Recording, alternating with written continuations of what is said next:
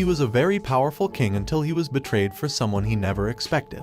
He thought it was the end, but he reborn in a world where magic exists. Now he is a baby and he is planning to use all his knowledge to rise to the top. Our protagonist, a man called Gray. He didn't believe that silly myth about when a person has a close encounter with death they can see the light at the end of the tunnel until he experienced it himself. He was watching the city from the top like any other day. He is a king after all. But for any odd reason he was very tired, so he went to sleep.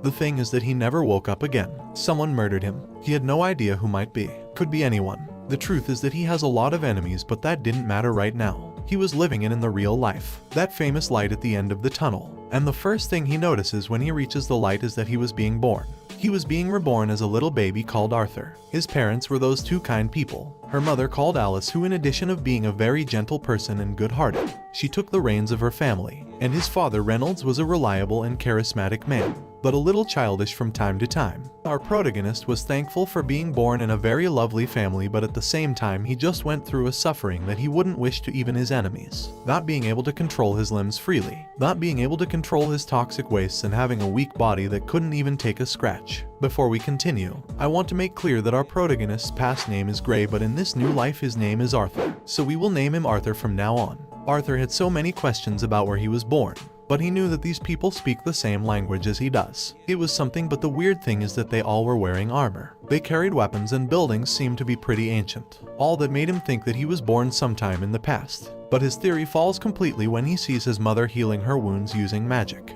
That's right, he was born in other world. A world where magic exists. In his past life he was a powerful king, led armies, won wars, and even defeated every country's representatives in 1 versus 1 duels. But nonetheless he never was so proud about himself as he was now. He just learned how to crawl. Arthur needed to know more about the world he was in. As he just learned how to crawl, he starts to sneak out by night to his father's library. He was in a continent called Dicathan, which is formed by 3 big kingdoms. Elenwar, which is ruled by elves and is located deep in the forest. Darth, ruled by dwarves and located below earth. And last, Sapin, humans' kingdom and the most populated out of the 3. Also, this world has a monarchical system, but in this world you don't get to be a king the same way you do in Arthur's world. Here that rank is inherited. Arthur also finds out that this world is technologically highly underdeveloped. But that's because of magic. In his past world there is an inner force called Kai that after a lot of training you could use to strengthen their bodies and weapons. Since in this world there is a similar force called mana. The difference is that there is not only an inner one, but also surrounding us. The most common methods for using mana is to power up or to cast. Enhancers use their mana to power up their bodies and obtain a big strength, defense, and agility. But their weakness lies in their short range, but the spellers cast their mana to the exterior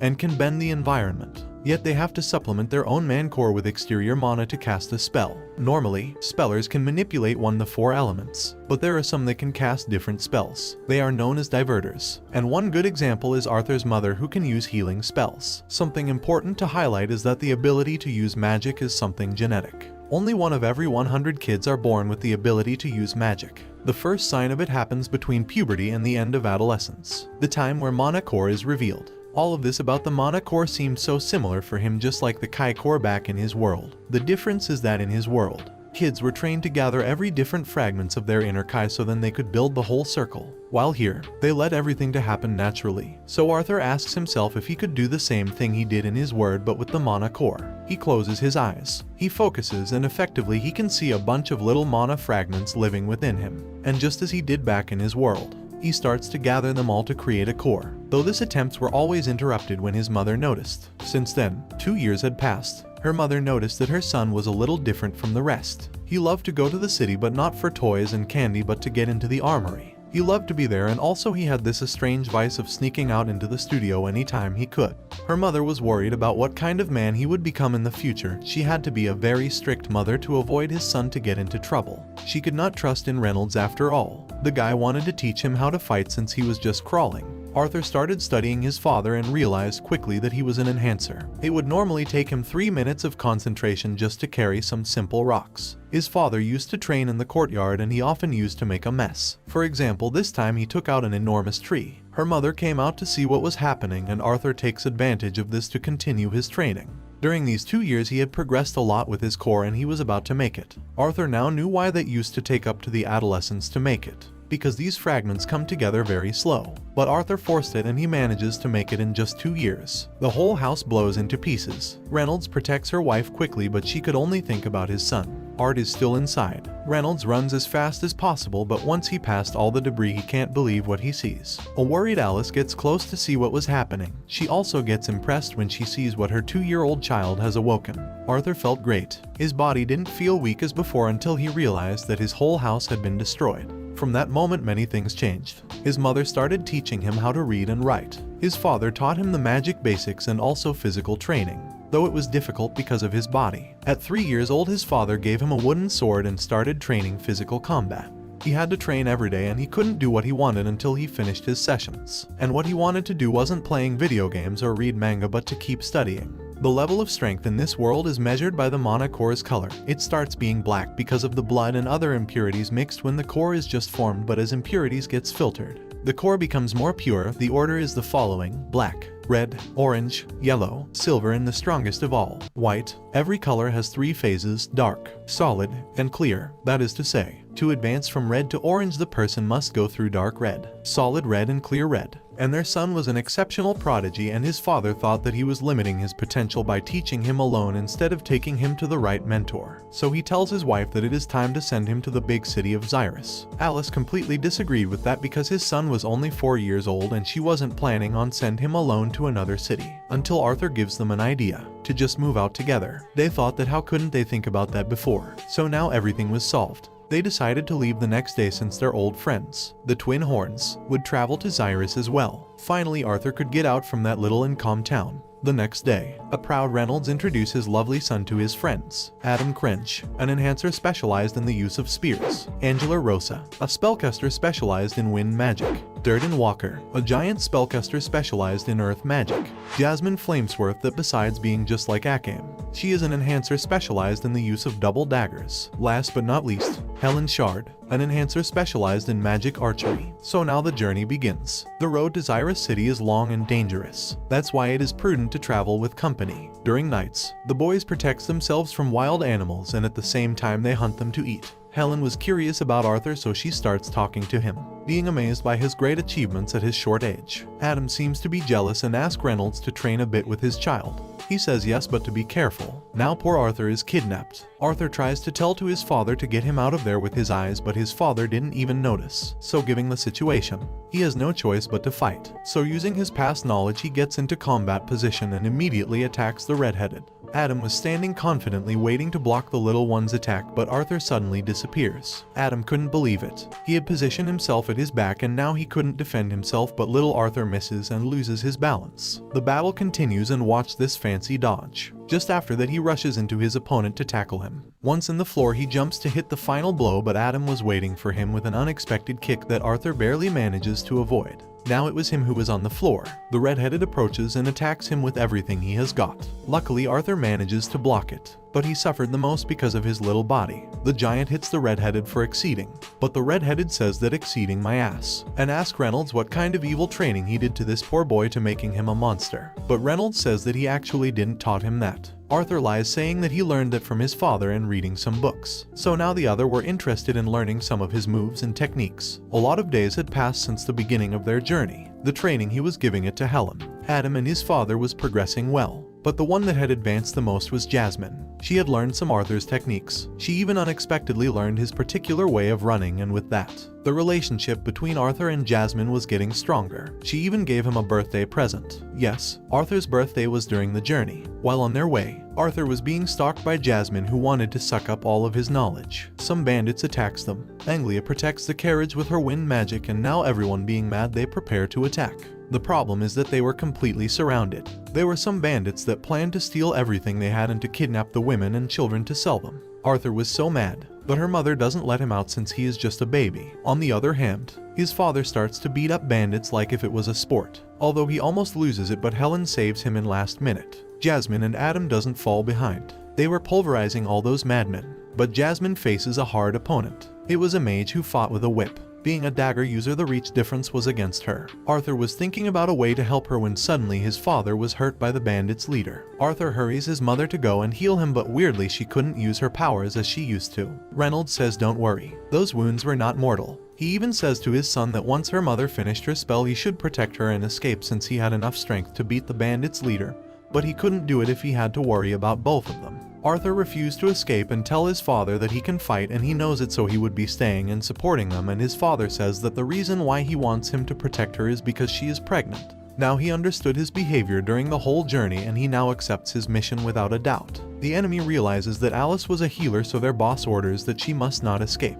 Arthur starts running with his mother. One of the bandits jumps over her, but Adam stops him so they could keep moving. An archer shots them from the distance, but Arthur manages to stop the arrow, losing his sword in the process. The archer couldn't believe what he saw, a kind stopping his attack. But Helen manages to take him with an arrow and Arthur and his mother keeps running. But Arthur notices something strange. The bandits were supposed to have 4 mages, but he could only see there of them. Where was the last one? And now at the top of the mountain he sees a water bender. This sucker cast a spell on them. He could stop the attack if he used mana, but her mother would not be fast enough to make it, so Arthur makes a decision to sacrifice himself to save her. But one sure thing is that he wouldn't fall alone. So before being hit he ties up a strand of mana into his knife, and incredibly he manages to get the spellcaster who attacked them. The bastard tries to grab to a rock to avoid falling, but he couldn't. The giant tries to save Arthur with his magic rock, but he couldn't reach them. Arthur was happy because he knew that everyone else would be fine, but he can't help feeling bad because he really wanted to be an older brother. And while he was falling we can see a bit from his past life. His old world was a world filled with problems. Low birth rate and resources were limited. Wars were replaced by grief and armies for kings. Gray was a king, but in truth, the ones who ruled were the council members. They were the ones who managed the country, both in politics and economy. Arthur had enough of that, and one day he decided to leave the throne. He dedicated all of his life in becoming the strongest. But why? At the end of the day he still was an orphan who lost everything he loved, and if he had the opportunity he would give it all to go back to his sperm and to be with everyone again. But it was impossible. This was the end. Or maybe not, since for any odd reason Arthur managed to survive. The bandit wasn't so lucky. The problem is that he was injured and had no idea where he was. With little strength he managed to eat a bit and to drink some water. He closes his eyes and he goes to rest. When he wakes up he was feeling better and he can stand up on his feet. He grabs the things that still works, and looking back at what happened he couldn't believe that he survived a fall like that. He didn't know how much time had passed nor where he was, but the only thing he could do was to keep going. On his way he hears a voice that was happy to see him awake and asked him if he was alright. There was nothing and nobody near who could be talking. The only thing lying there was the bandit's body, so he got scared and tries to check on him to see if he is still alive. Arthur is relieved, but Arthur realizes that this voice was still unknown, so he guards up. Ask who was there and if that someone was the one who saved him.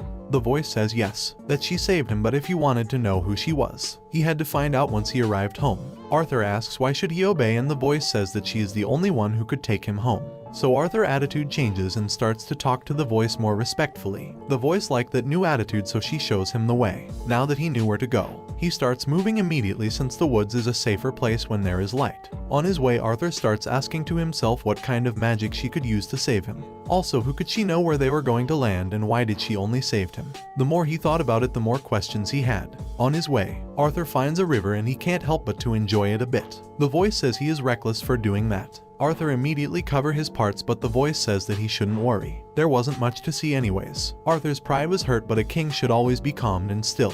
He finally reached the right place. The voice welcomes him. Arthur, confused, said hello to the giant mountain, and the voice says that it would be interesting, but she was not that bunch of rocks. Arthur entered the cave, and after falling he finally meets his savior. She was intimidating. She was a Pekka's. She starts to get close to him. Arthur can't help to be scared and he starts to get back, but she really wanted to heal him. Then she says that she would create a dimensional portal strong enough to send him home. It would take a long time, but meanwhile he could eat from the plants and spices she had inside. Her appearance was horrific, but the truth is that she was kind. Arthur asks her name. Her name is Sylvia, and now he can't stop asking her questions, which she answers gladly. Where were they? They were in a little zone between the clearing of beasts and the forest. Nobody knows that zone because she has been protecting it. Why is she alone? She was alone because she didn't have anyone to be with. She had many enemies looking for her, and in her last fight they injured her pretty bad while she was escaping, and lastly she answers why she saved him. To be honest, she didn't even know. Maybe because she was moved by his sacrifice and bravery, or simply because she felt alone. Now she retires and goes to heal her wounds so she could start working on the portal tomorrow. But before she goes she told him that his family and friends were safe. He shouldn't be worried. With time their relationship grew stronger. When Sylvia wasn't working on the portal they would eat, play, or they just talked. Maybe she looked like the devil himself, but she was kind and gentile. but she also reprimanded him when he was wrong, just like a mother does. Like this one time when Arthur showed his hate for those bandits and how much he wanted to kill them. Sylvia hit him, but she says that he is right. They deserve to die, but he should not let hatred and vengeance thoughts dominate his mind because it will ruin his life. The hours became days and the days became weeks. Sylvia's wound seemed to be worse with time, but she tell him not to worry, that it was normal, that normally her wound would get infected but nothing to be worried about. She was wondering about his core because normally humans grow theirs at 12 or 13. So why? A proud Arthur says that he is a genius, and then Sylvia says that maybe he could learn from this. It was about absorbing mana while moving, even if he is very good at fighting. Arthur can't understand how is he able to do that, and Sylvia explains that humans' way of thinking is very flat when it comes to mana, and it is something very basic for beasts. They learn it naturally, but because humans take too long to awake it, they can't manage to comprehend it well. But this is not Arthur's case, and he maybe could do it. So exited. He now starts to practice, but it is more difficult than he thought, but with time he finally manages to do it. The problem is that when he goes to tell Sylvia, she fall on the ground in a puddle of blood. Arthur immediately runs to help her. He couldn't understand why her wound gotten worse so bad. So he looks at the portal and sees that is finished. And then he understood. She was sacrificing herself to create the portal. Sylvia tells him to calm down, not to cry anymore. They had little time together left, and there was no point in wasting the time blaming himself. But Arthur says how not to. She was dying just to help him. She says that in fact he is doing her a favor. Now she could leave that cave faster, and Sylvia shows her real form. She was a dragon. Arthur was speechless, and even though he had a lot of questions, there was no time. Sylvia had to use her real form to complete the portal. But now that she had showed her form, they would come for her. Arthur couldn't understand anything, but she get out what it seems to be an egg and gives it to him along with a feather that should hide his aura. Then she touches his chest and some marks appears in his hands. Sylvia says that with this, everything will be revealed at the right moment. The portal was ready. She didn't have the time to make it directly to his home, but he should be able to arrive to a place with humans nearby. Suddenly debris starts to fall down and a dark voice is heard. Someone had appeared to take Sylvia. It was another Pekka. Then Sylvia casted a spell that seemed to stop time, and she apologizes to Arthur because the truth is that she prolonged the time when making the portal just to spend more time with him, and as a last favor she asked him to call her grandma. And between tears he says to forget that she has to take advantage since the time was stopped to escape from there. He didn't care about the past, but Sylvia says that she can't do that and pushes him to the portal. And while getting away and seeing Sylvia getting far from him, Arthur calls her grandma and she happy thanks him for everything. Arthur appears in an unknown place. He was on the floor and has no motivation to getting up. His mind was melancholic about those 4 months he lived with her, but something gets him up. It was her voice. She survived. But not really. It was only a message left by her. It was a bit frustrating, but Sylvia says that he is not ready for the truth. His body was a child's one, and even with his core being dark red, he wasn't strong enough. Before dying, Sylvia left him a gift, her special will, and says that his future development as magician will be up to how good he uses her gift. Even though Arthur didn't care, he wanted her to be alive. Sylvia could see how Arthur might be feeling. Pain, anger, guilt, but she reminds him that he has a family to take care of and a purpose to fulfill. The only thing she asks is that he becomes a man that her and his parents could be proud of, and lastly, she says that he will receive more news when his core has passed the white phase. In that moment she will explain everything. But the most shocking thing is when she says goodbye, calling him King Grey. Now Arthur is filled with questions. Since when she knew about his identity? How did she know? But it was useless. He wouldn't get any answers. He rather gets up and start exploring the forest to know where he is. He climbs up to the top of a tree and realizes that he was inside Elshire Forest. Sylvia told him that she would send him to a place near humans, so he didn't understand why he was there, and suddenly he hears a scream.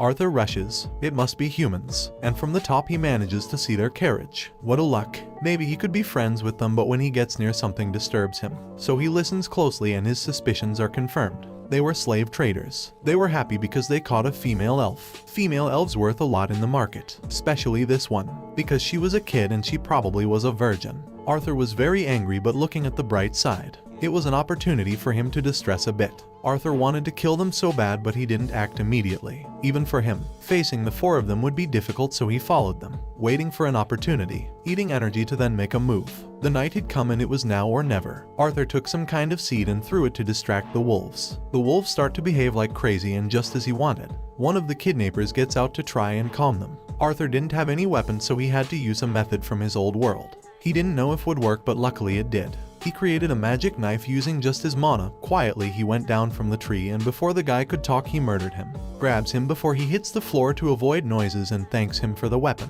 Now the wolves are taking care of the body. The guy took a lot of time to return, so one of the other kidnappers goes out to see what happened. When he sees that scene he can't help being in shock. But Arthur appears before he could say anything. Fighting with that body was exhausting, but he must finish with the others while they were sleeping, but the elf brings down his plan when she starts screaming for help. The other two guys left wakes up and they start looking for their friends. One of them sees Arthur and rushes into him. But Arthur was more powerful, so he left him out of combat easily. The guy screams out of pain, alerting the last of them. The guy warns him, saying that the boy was a magician, but instead of being scared, the bastard gets happy. A magician boy is very rare and he might get more money with him than the girl. So he shows him that he is also a magician and please avoid being hurt. In a blink of an eye he gets behind Arthur, but he dodges him. The guy rushes again, but Arthur breaks his hips with a rock. He also threw the knife, but the bastard grabbed it like it was nothing. He was fast. Our protagonist manages to defend himself, but he still hit him with a kick and the guy grabs it. He just grabbed his gold mine, but Arthur came up with something in mind. To condense his mana and create a sword. It was pretty similar to wine magic. Maybe fire magic could be condensed as well. So he tries and manages to create a strong explosion. Now the guy was really furious. He didn't care about selling him. He was going to kill him. But before he could start talking, Arthur beats the shit out of him. The last bastard begs him for forgiveness, but Arthur has no mercy for people like them. It was difficult, but he finally did it. Now he goes to the child and with a smile in his face he frees her, even though he carries her blindfolded all the way. He didn't want a child to see all that terrible scene. After a long walk they reach a safe place and Arthur removes her blindfold. The girl is moved and she thanks him for everything. Arthur says that he needs to get back home and that the bad guys wouldn't chase her anymore. It is supposed that elves are safe in that forest, but the girl says that that's not the case. That beast always scares them. Arthur gives up and he ends up agreeing to accompany the girl, and he didn't even know where she lived. Arthur leaves her alone for a moment while he is searching for supply for their journey. He gets back to the bandit's carriage and takes everything that might be useful. He doesn't know how much they will be traveling, so the more he carries the better. The carriage was ruined, so they couldn't use it. And mounting the wolves wasn't a viable option, so he frees them. Arthur found some clothes for the girl and he gives it to her, and together they start walking the direction she marked. They got to know each other more while walking.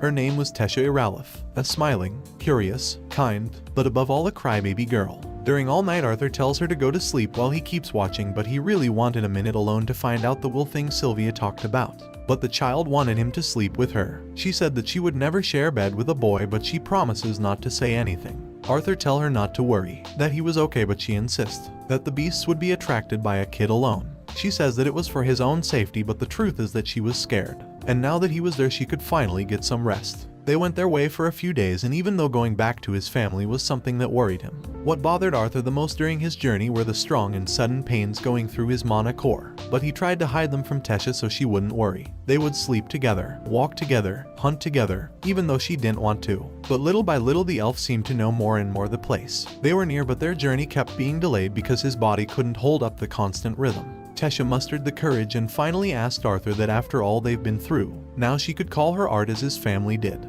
Arthur says yes, that there was no problem, but she was disappointed because he accepted just like that as if it was nothing. So just to bother her, Arthur changes his answer and says that it would be an honor if Tesha Iralith would call this humble peasant as art. Although their mental age different, both of them had become close, and at last after a long travel they arrived. Arthur could only see trees and bushes and a lot of tall grass, but Tesha starts touching some trees and a magic entrance appears. They entered the portal and suddenly they arrived to this incredible place. A bunch of Neeld men appear immediately. They had come to welcome the princess. Arthur couldn't believe what he heard. But the king and queen Elenwar appear, and they were so relieved because their daughter had finally appeared. And with them there was Viriam Iralith, a man present in every history book, the old king of Elenwar who led the last war against humans from Sapin Kingdom.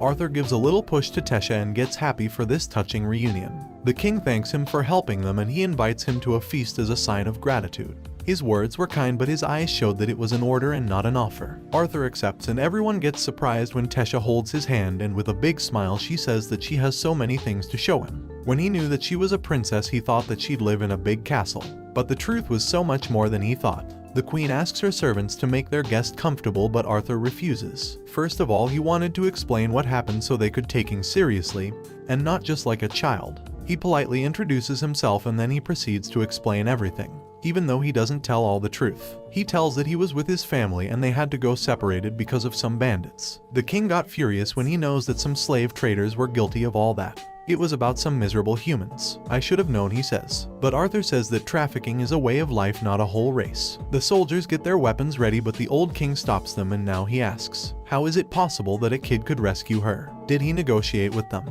Did he ask for mercy? But Arthur says no. Even though he is just a kid, he also is a magician. So he got rid of them and rescued her. One of the soldiers gets angry for hearing those lies, but the old king puts him in his place with just a stare. Arthur says that he doesn't care if they believe him or not. The princess was safe and sound, and now the only thing he wanted is to go back to his family. Tesha didn't want him to go, but Arthur explains that because of the history between their kingdoms, a human should not stay for long, and his priority was to know if his family was okay. The king says that it doesn't matter what happened in the past. The truth is that he rescued her daughter and he even bothered to get her there, so he deserved a reward. But unfortunately, the portal that leads to the human kingdom can be used once every 7 years during the Three Races Summit, and it was still 5 years out until reopens. Yet they had no trouble sending a group of guards to escort him home safe and sound. He would have his escort ready for tomorrow, so for now he asks him to get comfortable and rest. So Arthur goes and take a pleasant shower. But everything goes wrong again when those pains got back. Tessa also appears in his room and she greets him with a header. He had treated her family so coldly, and also he was leaving so soon. She didn't want him to go. He is her first friend and she was about to cry, but Arthur cheers her up and asks her to show him the castle. Tesha takes him to her favorite place. It was beautiful, but suddenly a knife is thrown to the princess. Arthur catches it in the air, realized where the attack came from and uses the knife against him. It was Tesha's grandfather. Arthur asks why the hell did he want to kill his own granddaughter, but later he realizes that it was a fake knife. He was only testing him. His use of mana was mediocre, but he had good senses and reflexes. Now the grandfather could see how he managed to defeat those slave traders. Tesha asks her grandpa not to bother him, but Mr. Virium says that it's been a long time since he knew someone interesting. So he gave the boy a wooden sword and asked him to show him what he has got. Arthur immediately swings his sword into his neck, but he just managed to hit a residual image. Even with that, this little boy was frightening. Arthur rushes again, but he manages to strike another residual image. The grandpa gets behind him and hit him on the back. Arthur manages to protect himself and gets out just in time to avoid another attack. He is hit in the air with a poke. Art goes flying, but he grabs his sword again and he uses fire magic again. See get close, but Virium takes his sword out again. It was his chance. The old man attacks and Arthur takes advantage to get over him. Then he twists amazingly in the air, and though the attack wasn't powerful, he manages to hit him. The grandpa couldn't believe that he actually hit him. That happened for being arrogant. He wanted a second round, but Tesha says that he already intimidated him enough. She also says that he should be a little softer, but the old man says that if otherwise, the intimidated one would have been him. Arthur feels flattered by his thoughts, and now the grandpa asks him to become his disciple. Arthur is shocked by that petition, but he says that it could not be possible. Can't a human live in the elf kingdom? Virinium says that while under his arm, nobody would dare to kick him out. He should be aware that he was better than many other kids, even adults, but he need to understand that he could teach him things that not even the best human magicians could. Even with that, Arthur refuses. The only thing he wanted was to be reunited with his family and let them know that he was fine. But then Virium proposes something. If there was a way to communicate with them and make them know that he was okay, would he accept? Arthur didn't get the chance to answer when the grandpa sends his granddaughter to sleep, and he confesses that he felt something during their combat. He asks him if his mana core has been in pain. Pains that grow stronger and frequently. Arthur could explain himself how he knew this. The old man says that it is more important that fact that he wasn't aware about why he had those pains. The grandpa explains that what a beast will is. Beasts are classified by their strength, and class of beasts or superior get the ability to transmit their will, whether to his descendants or someone bond to them. He wouldn't ask him how he got that powerful will, but at that point what he got inside was hurting him. The reason why Virium knew all this is because he also had a will, and that's what it's called, a beast tamer, a title obtained when you finally conquer the beast within you. He knew that to be reunited with his family was important, but it was paramount to learn how to control his power, otherwise it would end up destroying him from the inside. The next day he is woken up early by Tesha, who was very excited because his grandfather told her that he would stay. Although everything depends on what happens today, Kings told the grandpa that it wasn't a good idea, that keeping a human in their kingdom as a disciple wouldn't be well seen. But Mr. Virium says that he doesn't care. He liked the boy, and even her daughter agreed with that. So he would be under his protection and guidance, and lastly he says that everyone in the kingdom should know about it. Arthur is happy about that. The old man really is liable and on their way. He starts calling him grandpa.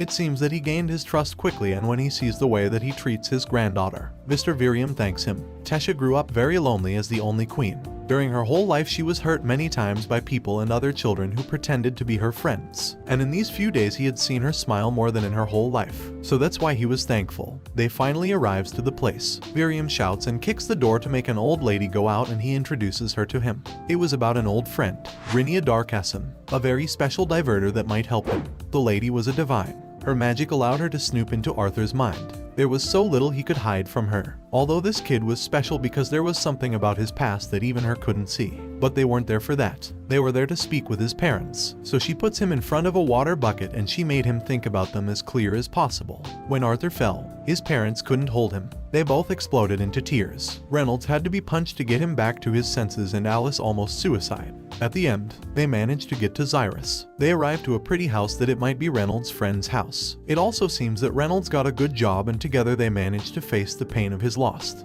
They were melancholic and sad, but they both supported themselves to keep up. Until now, when they just hear his son's voice inside their heads. Arthur explained everything that happened. That he survived. That he arrived the elves' kingdom. That he was sick but he must be treated, and that's why he must stay for a few years. But the important thing is that he was alive and soon they would be together. His parents' gray days were over. Their son is alive. Art was alive. 3 years went by that way. At that time, Tesha experienced her core's awakening. She has now turned 9, and Arthur is about to reach a new phase in his training.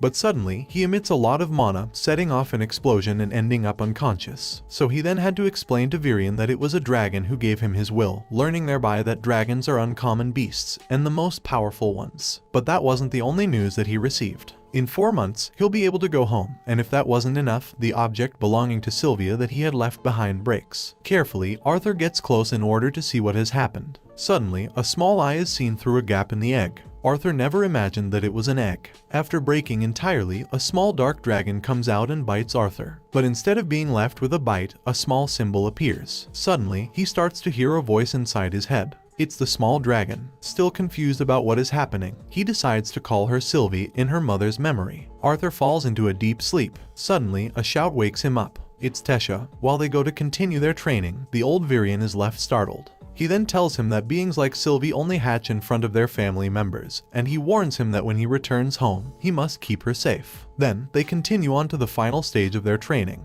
These tamers are able to use a beast's unique mana skills. This has 2 stages. The first stage, the acquisition stage, is that in which a wizard is able to use the beast's strength. But the second stage is that in which a wizard is able to use the beast's true skill. Virion, after years of training, was able to unblock the Shadow Panther's second stage. In that way, he proceeds to give him a display of his power, showing incredible speed while fully concealing his presence, and showing a brutal thirst for blood. Days went by that way, and with Virion's help, he was able to attain the first phase. He also taught him how to conceal his bestial presence from other wizards. In that way, the days went by, enjoying their final days in Elenoir until the day of their departure arrived. Tesha couldn't hide her tears, and she received a special present from the former king. In that way, along with a small group of elves, they arrived at the floating city of Xyrus. Arthur is before a large door. For 3 long years, he lived through many adventures. He lost many companions that he never imagined he would find, and he will finally be able to see his parents again. When they open the door, a maid greets him, and behind her, a small girl, suddenly a woman, approaches him. It's his mother. Suddenly, his father appears from behind, and they all blend into a great embrace. He then tells them about everything he lived. He gives them a vague explanation of how he survived the fall, and the reason why he had to stay at Elenoir, all without mentioning the great dragon, and telling them that the small animal that he has next to him is a simple mana beast. Feeling a little bad about that, he then greets the little girl, Elinor, his sister. Time may pass, but people don't change. His father boasts in front of him that he is reaching a new phase in his mana circle. But he's left stunned when Arthur tells him that he's very close to catching up to him, so he challenges him to a duel to see how much he has advanced. At that point, the house's owners, who are his parents' friends, also arrive, Vincent and Tabhida. With them is their daughter, Lilia. They all go out to the garden. There, both of them get ready. The first attacks were meant to test each other without using magic, although his father admits that he took him by surprise. But from now on, he will get serious about it. His father, who did not have a good training, took years to get where he is now and be finally able to turn his mana to fire, developing thereby explosive fists. On the other hand, Arthur had many advantages from the time he was born into this new world. This culminated in his total control of all 4 elements, mastering some up to their deviation level. Arthur uses lightning magic, and he starts to attack at an amazing speed, which is impossible to match for his father. Both land a blow, which creates an explosion, but his father manages to catch up with him. But just as it all began, it all ended immediately. And as may have been expected, everyone was left stunned by the young 8-year-old boy's skills. Vincent is still in disbelief at what he has just seen, but he tries to persuade Reynolds to enroll Arthur in the Xyrus Academy. He will love to pay for his studies. However, Arthur, in a serious manner, asks them to let him spend more time with his family before deciding if he wants to go. The following day, they go shopping. On the way, he finds out that the Helstia family owns the most important auction house of the city, and his father has become its head of security, but he also was given a small change. However, not all is peace and quiet. There are eyes observing them. Only the most talented wizards can attend the Xyrus Academy. Great scholars, royal leaders, and militaries come out of this institution. It's unmatched by any other magic academy on the continent, and Headmaster Goodsky is at its head. Thanks to Vincent's connections with the academy, he persuaded the headmaster to evaluate Arthur personally, without mentioning his abilities to her. So they go out to the house's garden, where they start the test. While he was entering with Virion, his previous world's martial arts were manifested as elements in this new world. They only had to adapt a little bit. Arthur throws some loops at Goodsky, but she uses wind magic to return his own attack, so Arthur heads towards her using wind magic. But when he thinks he has crossed her defense, he is expelled violently. When he stops and he starts to do another attack, Goodsky creates some small tornadoes. She is impressed when she sees that Arthur goes through all of them. But the test doesn't end. After a warning, she triggers some sound magic to leave him unconscious, but that doesn't happen, after which she considers the test finished. But surprises do not end for Goodsky. When she realizes that Arthur has an affinity with all 4 elements, she loses her balance a little bit, and she says that he could be the strongest wizard in the future. But something unsettles Arthur, and she notices, so she creates a small field where nobody can enter and no sound can leave. Arthur tells her that he showed her his abilities because he wants something from her. He wants her to protect his family until he has the power to do so. Goodsky is left a little impressed, since not even the very king would be able to make a deal with her. But the time for that hasn't arrived yet. Arthur first wants to become an adventurer, although his mother doesn't agree and his father tries to take her side.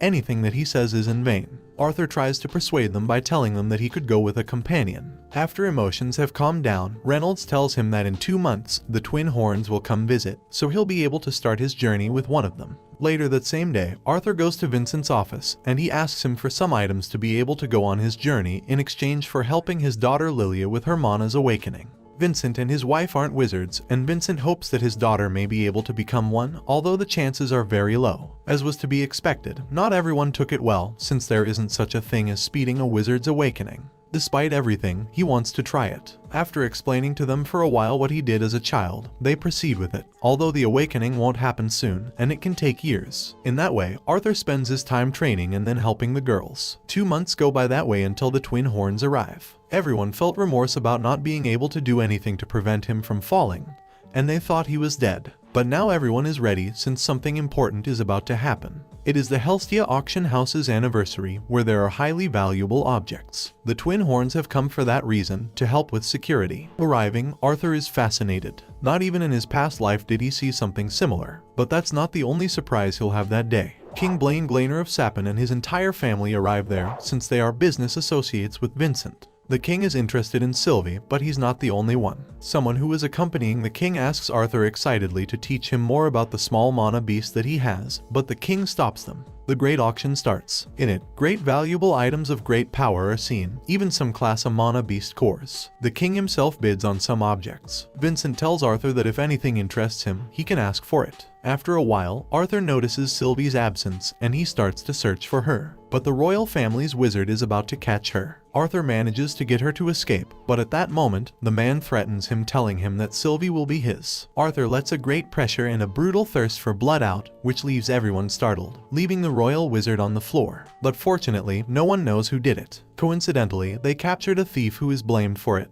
But everything is far from finished. The wizard whispers something to the king, who calls Arthur's father to tell him that he wants to be given Arthur's mana beast in order to gift it to his personal wizard. Far from accepting the king's order, Reynolds avoids the order by saying that neither he nor his wife have anything to do with his son's link, since he got it on his own. The king looks towards Arthur, who looks at him menacingly. He proposes a deal. If he gives him his beast, he will let him choose a sword from his armory. But Arthur declines the offer politely. Far from done, the king offers him an exchange. The mana beast that he just bought in exchange for Sylvie, but Arthur, in a serious manner, rejects the offer again. The king, without patience, asks him a direct question. But Arthur replies with a different question, which leaves everyone stunned. The royal guards attack Arthur, but he beats them with a single blow. The royal wizard tries to cast a spell very close to him. Arthur activates a technique that allows him to split from the flow of time, and he enters the Beast Will's first phase. With a murderous and menacing look, he throws an attack that breaks one of his legs. He tries to ask for help, but nobody can hear him. But everything ended too fast. The king, who was able to see Arthur's first attack, is in disbelief. Then, Lilia's screaming invades the scene.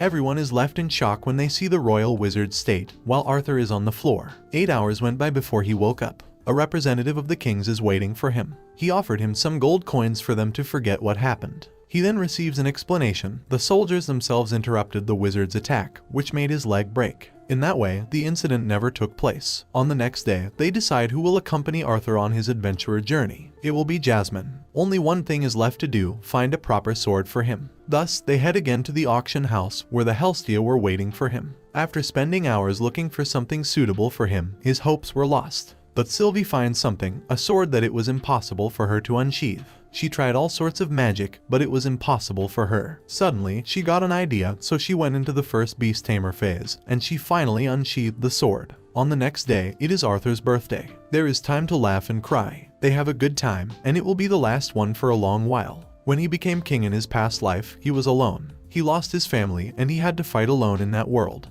But now he has a family, and he must become stronger for them to be able to protect them. He then receives some gifts that will be of great use to him in the future, until the day of his departure arrives. It was hard for everyone to let him go. He spent 3 months with them, and that doesn't make up for the 3 years that he was away. But despite everything, they wish him luck in his new adventure. Together with Jasmine, they arrive at the Adventurers Guild, and she sponsors him so that he only has to do the final test. Once inside, they meet with the institution's head. But for some reason, his presence bothers Jasmine, and even more when he mentions her family. Arthur introduces himself as Note. Since this is his new adventure, he doesn't want them to know his true identity. On the testing ground, the examiners determine the new adventurer's classifications through short duels. Here, 2 fellows draw Arthur's attention: Elijah, who didn't have to do the test, and was classified as a Class B adventurer, and Lucas, who had an arrogant attitude. Even after ending the test, he tried to attack the examiner, but he was stopped, being placed in the B class. Now it's Arthur's turn, but when they are about to start, they are stopped by Caspian, who is an AA adventurer. He will examine Arthur personally. Caspian wasn't showing any openings or any bloodthirst pressure. For some reason, Arthur was excited. They start with some very fast attacks. Soon, Arthur realizes that he's at a disadvantage in his first real fight only with swords. He's much smaller than when he had his first fight in his previous world, and his muscles aren't well developed enough to fight a veteran with his mana-reinforced body. Caspian decides to get serious, and he triggers his wind magic and starts to shoot wind bullets. Arthur felt how his body told him to go out running, but after getting used to his attacks, he decides to get close and counter-attack with fire magic. The battle becomes more intense each time, and it has stopped being a test. Soon, Caspian starts feeling nervous, and he starts intensifying his attacks. He creates a wind gust, increasing his bullet's speed. But Arthur doesn't lag behind. When Caspian thought he was going to lose, he unleashes a lot of mana and wind gusts, but when Arthur was getting ready to use his other skills, Caspian decides to stop. He tells him that he understands why he didn't show all his skills. He wants a low classification to go unnoticed. They give him a B class. As was to be expected, everyone is stunned by what has happened, but more so Caspian, who is frustrated. But the most stunned are the examiners, who don't know why there are so many adventurers with high scores. Caspian then reveals that the king lifted the ban that was preventing dwarves and elves from becoming adventurers, and the reason is that the continent is entering a new age. On the other hand, we see how Tesha observes Arthur with an orb, and she's jealous about his approach to Lilia. But her grandfather comes in to deliver some news. She'll be able to attend the Xyrus Academy with Arthur due to negotiations between the 3 kingdoms to integrate a new generation of wizards into the Xyrus Academy. But that's something we'll get back to later on. Arthur, after receiving his adventurer's license, heads towards the beast clearing for his first mission. There, Sylvie must go her own way, so they decide to part for some time to develop their skills. While they were resting, Arthur asks Jasmine why she decided to become an adventurer. She tells him that she decided to flee from her family. The Flamesworth family has created many of the most powerful wizards with a fire affinity on the continent, since fire is the most powerful element. But she was considered inferior for having a wind affinity. This reminded Arthur how in his past life, his Kai was lower than normal. Jasmine then confesses that when she's talking to him, she doesn't feel that she's talking to a child.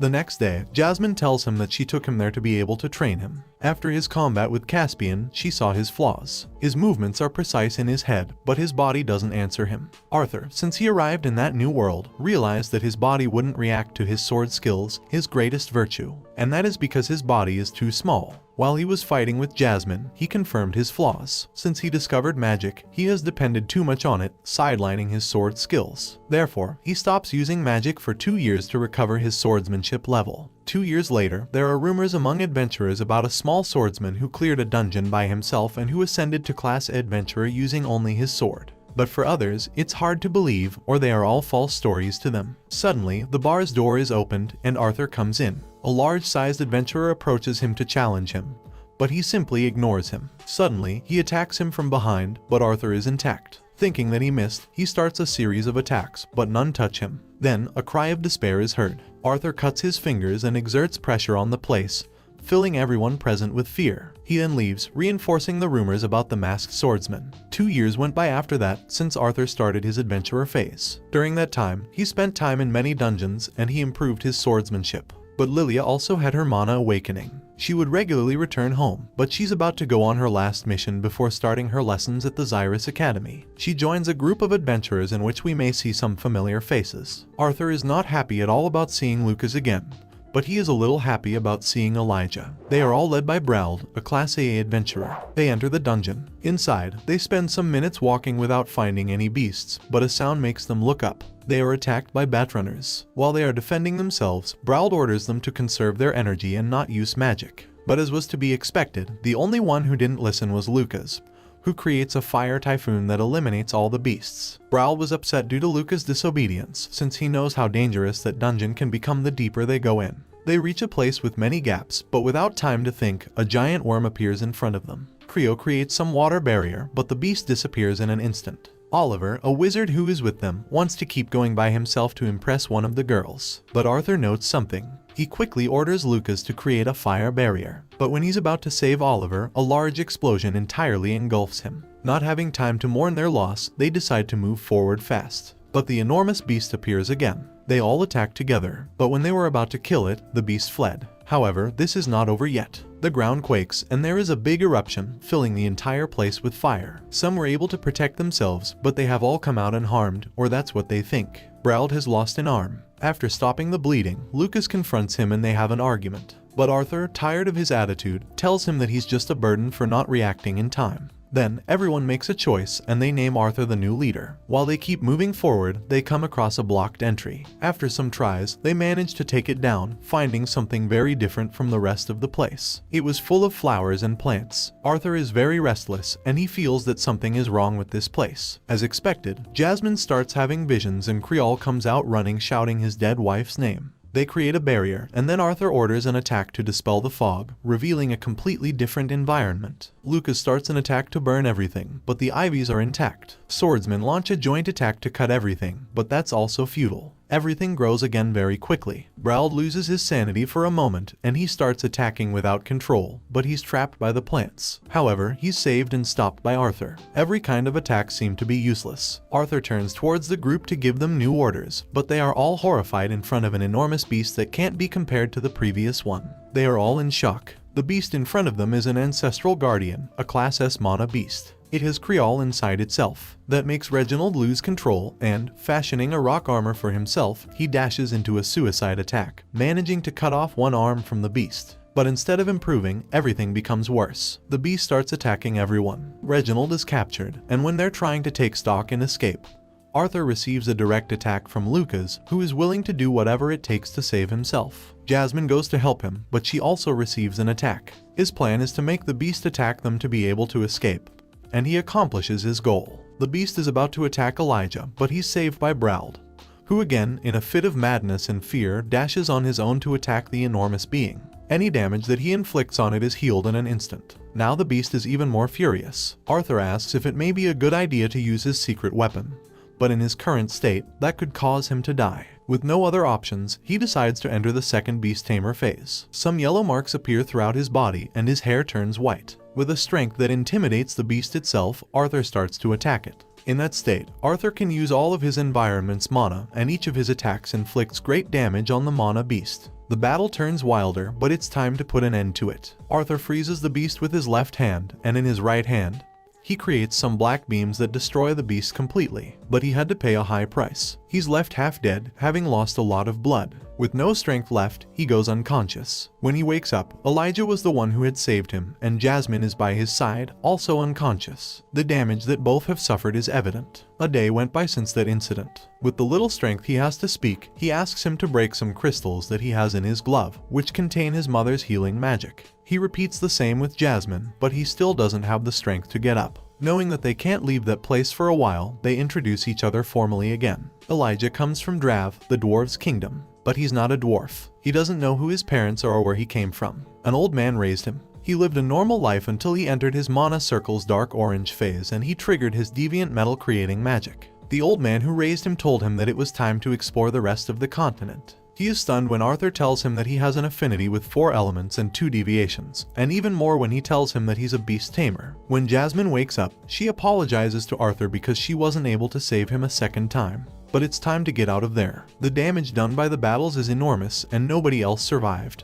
Or that's what they think. Elijah uses an earth pulsation and finds someone. It's Samantha, who is gravely wounded. They suddenly hear a thunder and another beast appears, but this one is Sylvie. She has grown a lot since the last time Arthur saw her. She was in touch with him through their mental link. Although Arthur told her not to come, she came to help them. Her presence intimidates all the beasts and they aren't attacked by any. But Samantha wakes up. Speaking with a lot of effort, she gives him her mask and a Class S beast mana core. Arthur suggests selling it and splitting the profit equally, but nobody agrees because he defeated the great beast on his own. Without being able to go further due to Samantha's state, Elijah and Jasmine go to the Adventurers Guild to ask for help. They're all safe. They were able to retrieve Braud's body, but only his. In front of an old acquaintance, the three give their statement on what they had to go through. But suddenly, Lucas comes in. Jasmine and Elijah get ready to attack him, but Arthur stops them. Taking advantage of the situation, Lucas tries to blame them for everything. But Arthur throws his sword at him, cutting his ear. Suddenly, the pressure grows heavier. Arthur heads towards him to finish him off. Lucas' guardians go on the attack, but they are quickly defeated one by one, and when he is about to attack Lucas, Bladeheart shouts at him to stop, saying, "I'm sorry, my sword slipped and I wanted it back." Arthur stops. Everyone who is present retreats and only the supervisor and Arthur are left to have a small chat. He advises him not to try to kill Lucas. The Wykes family, to which he belongs, won't stand idly by if something happens to him. Even if they don't know who he is, they will kill everyone close to him, like Jasmine or the Horned Twins, the current members and the former ones. He also gives him a last warning. He must be more careful with Lucas' half-brother, who is one of the most powerful wizards. Minutes later, they conduct a trial on what happened. Lucas is only deprived of his adventurer's license. All of this is due to his family's influence. But Arthur is barred from coming close to Xyrus while Lucas attends the academy, but without having to reveal his identity. Clearly, this angers Lucas because he wanted to know his identity. But all that is arranged since Arthur asked Bladeheart not to reveal anything about him. As a last offer of help, they made him retreat through a secret door. They were waiting for him on the other side. That way, they all go home, but there's a problem. Elijah doesn't have anywhere to go, so Arthur offers to come with him to then enter the Xyrus Academy together, but he refuses at the beginning because he has neither the money nor the contacts to enter. Arthur tells him that he'll take care of that. He then asks them to go ahead, since he has something to do. Bladeheart wants to speak to him. Arthur thanks him for having made the judge help him, and he gives him a farewell gift. He throws a bag filled with gold coins at him so that he'll be able to take precautions. With this, he buys a dimensional ring to hide the sword and the beast's core. He spent 2 years adventuring, and he was about to die in the last mission.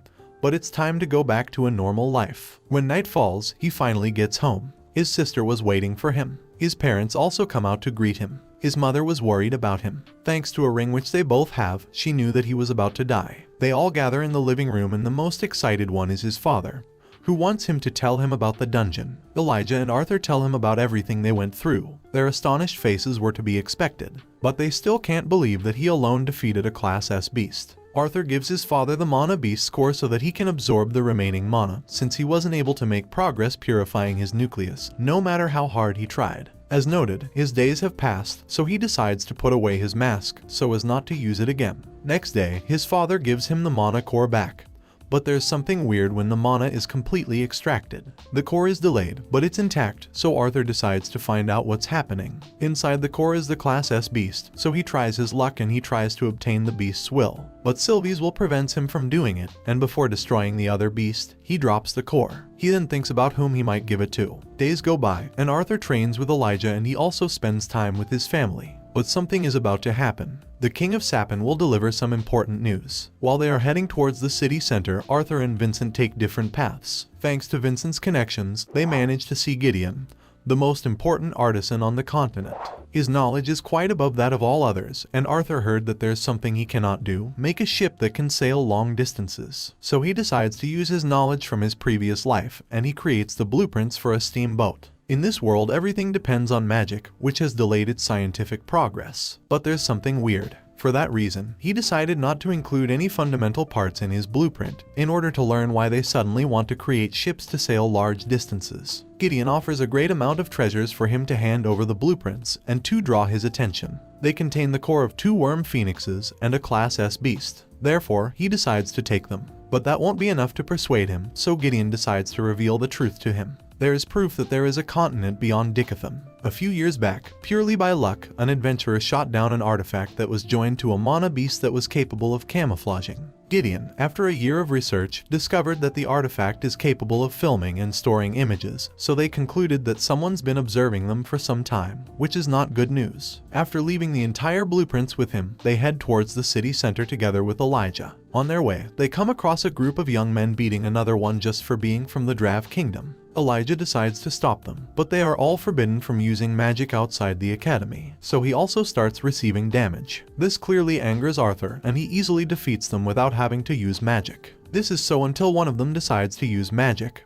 But everything freezes. The Sapin princes Cathiel and Curtis stop the fight. In order to justify their acts, they lie to the princes, who want to reproach Arthur, but he won't stay silent. Vincent explains what happened, and everything gets complicated when the main attacker tells him that he comes from the Trident family, one of the biggest donors to the royal family and the Xyrus Academy, which forces the prince to let everything slip as if nothing had happened. But for Arthur, that doesn't end here. He immediately contacts Headmaster Goodsky, and he asks her to expel all the attackers from the academy if she wants him to attend. Until they reach the center, there are the kings from the 3 kingdoms. They state that during the past years, they have been in constant meetings to be able to unite the 3 races, and gradually, they have been able to become unified, until they get to the important part. When they state that there is another continent, people's restlessness shows immediately. There are doubts about whether they come with good or bad intentions. In order to calm down and make people feel safe, he introduces those who will be the 6 protecting lances of the continent, and the 6 most powerful wizards of the 3 kingdoms. But hearing the name of the last one, Elijah and Arthur feel uncomfortable. It's Luca's half-brother. They had warned him that he's a powerful wizard, but not that he's one of the continent's most powerful wizards. 4 months have gone by since the new continent's announcement. During that time, Gideon and Arthur stayed in touch, so much so that Gideon gives him a gift so that he can hide 2 of his 4 elements. But it's more important that the great ship is about to set sail. But that's not the only news, since Arthur will start his studies at the Xyrus Academy. After a few weeks, it's the first day of class. But Arthur isn't even awake. Elijah tries to wake him up, but he's attacked by Sylvie,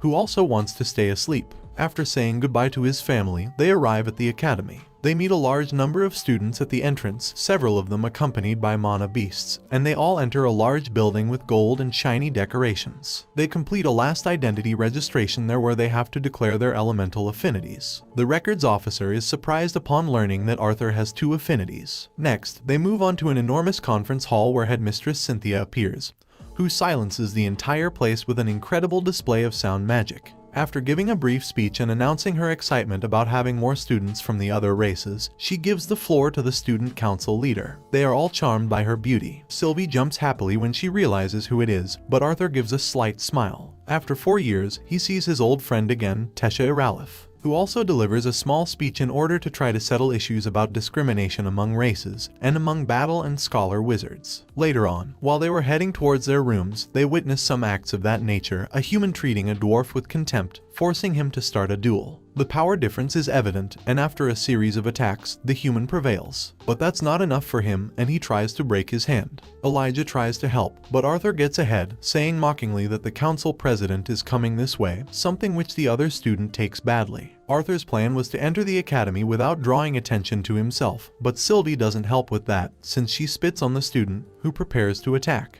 But the situation is brought to a halt by Tesha's arrival. Lilia also was there, and she's also a council member. However, the situation didn't completely calm down, so Tesha is forced to rebuke the student, emphasizing that he could be expelled. But she also rebukes Arthur for causing problems on his first day. However, he doesn't take it well, so he decides to leave. At that moment, Clive, another council member not happy with Arthur's attitude toward Tesha, decides to rebuke him, but he's immediately dismissed. Later that night, while he was in his room, they receive a visit by headmistress Cynthia. Upon noticing this, Elijah decides to leave so they can talk in private. The first thing that she notices about Arthur is that he's hiding 2 of his elements. He explains why. Lucas Wykes is also attending the academy, and he doesn't want to raise any suspicions in him about his identity. But he also uses the opportunity to ask her a few things, among them asking for access to classes for advanced wizards with deviations. But they're interrupted by Elijah, who reproaches Arthur for the way he's talking to Goodsky. It was futile, however, since she tells him that she was plotting something.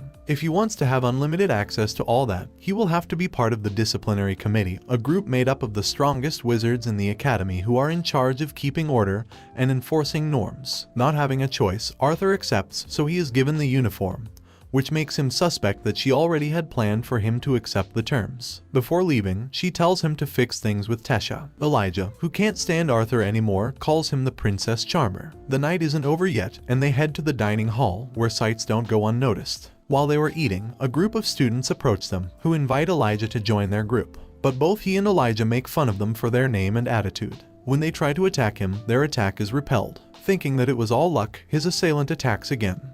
But he's tied up by a deviant magic user's binds, and only Arthur knows who it was. Without having to touch a single hair of his, he humiliates the student, pulling by his trousers down in front of everyone, and he decides to go out for a bit. There, he finds Tesha, who thanks him for helping her. But they then have an awkward silence. Not knowing what else to say, he apologizes for what happened during the day, but she apologizes too. Doing this, she strikes him accidentally and she leans on his shoulder. After talking about what happened, Elijah shows up, who looks at him weirdly, so he asks Tesha to go on a walk with him. On the way, he tells her about everything that he lived as an adventurer those past 2 years, and also about the incident with Lucas. On her part, she is jealous about Jasmine, who was with him that time, and she notes that everything in him has changed. He then gives her the core of the Class S beast that he beat, so that she can be a beast tamer, and they say goodbye. Next morning, he heads to the hall in his new uniform to meet the other discipline committee members. Opening the door, an enormous lion roars in front of him.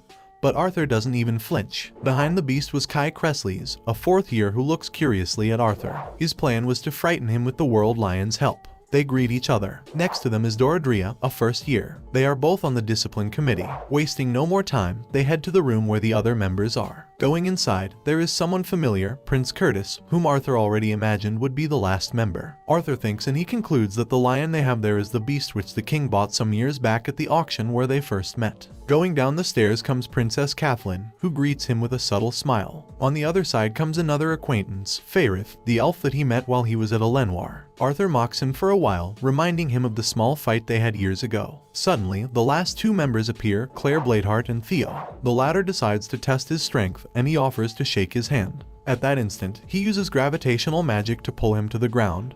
Or at least that was his intention, for Arthur is still standing, which leaves everyone stunned.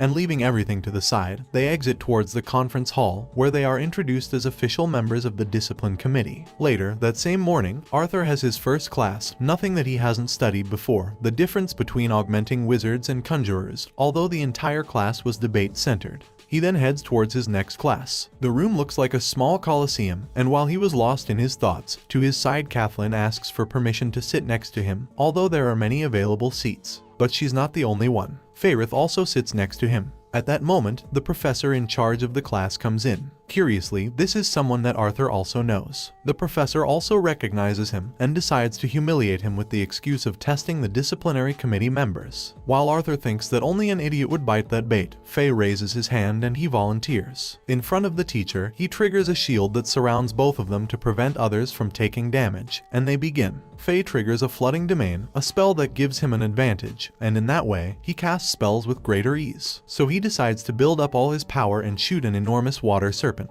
But the teacher is not just talk, and he summons a blue fireball that evaporates the water spell and harms Faye's leg, forcing him to give up. He then looks directly at Arthur. The next one to volunteer is Kathleen. She triggers some ice spears, and the professor evaporates them. After a second attack, she breaks the ice spears to make smaller projectiles. But at that moment, he shoots a firestorm over the princess. She made another attack and forgot her defense, which forces Arthur to intervene. He rebukes the professor for playing games, and he decides to take Kathleen's spot. He makes the professor do this under his terms, which makes him even angrier. After saying that he will go calmly after him, he launches into the attack full strength. Arthur notices this. After a series of attacks, he merely augments his body to dodge all the attacks, and the demonstration becomes a battle between them. The professor intensifies his attacks, but Arthur doesn't flinch, and he decides to put an end to this in front of the students' astonished looks. The power differential is evident. After cornering him, he ends the battle with a storm of wind shockwaves. After everything has ended, there is only one thing that bothers him. He knows that it took him too long to defeat someone who was only using wind magic. His next class is that of Spell Fundamentals, where he meets Emily, a shy girl. But he soon discovers that it's she who invented the projection artifacts that were used to announce the new continent's discovery to all corners of the three kingdoms. He also learns that his confrontation with his teacher is already news in the entire academy. When the door raps, he realizes who his teacher in that class is. It's Gideon, who pretends that Arthur wouldn't be in his class. He spends the rest of the class boasting about all his inventions until a strange beast enters and lands on Arthur's shoulder. There, Gideon says that he must go see the headmistress. On the way, he comes across Kathleen, but she ignores him. Upon entering, he meets Goodsky, who has a serious look.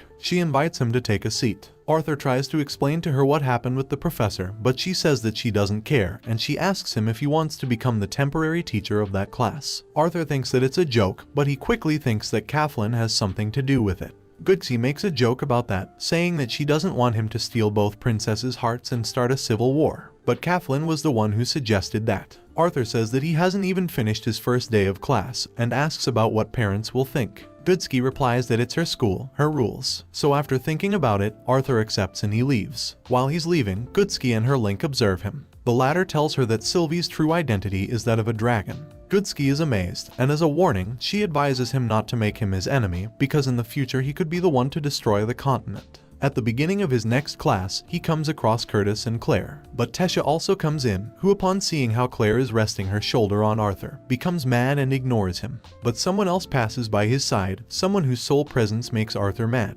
It's Lucas. They cross looks and, suddenly, a mana beast descends from the sky. Next to it is the class teacher. Arthur tries to scan her level and she notices and does the same, noting that he's hiding his level along with two elements. She approaches him with the intention of turning him into the center of attention to force him to show his power, and she achieves that, telling everyone that he's the new professor of mana manipulation practice. Curtis then suggests holding a simulated battle between 3 members of each team, and so, the disciplinary committee members and 2 members of the education committee will face each other, but they are 1 person short, so Lucas volunteers to fight. While they get ready, he has a small conversation with Tesha, who also notes that he's hiding his stronger elements. Arthur advises her to keep the secret, and he says that he really wants to see how much she has improved. The combat will have a 30-minute limit, and one last warning: the gear they have won't entirely protect them. They begin. They all split quickly and Arthur is left only with Lucas. Unleashing his incredible power for a moment, he puts his enemies on alert, and he starts his attack. After distracting him for a moment, Lucas is able to create a great fire dome, and he throws a blast of fireballs at him.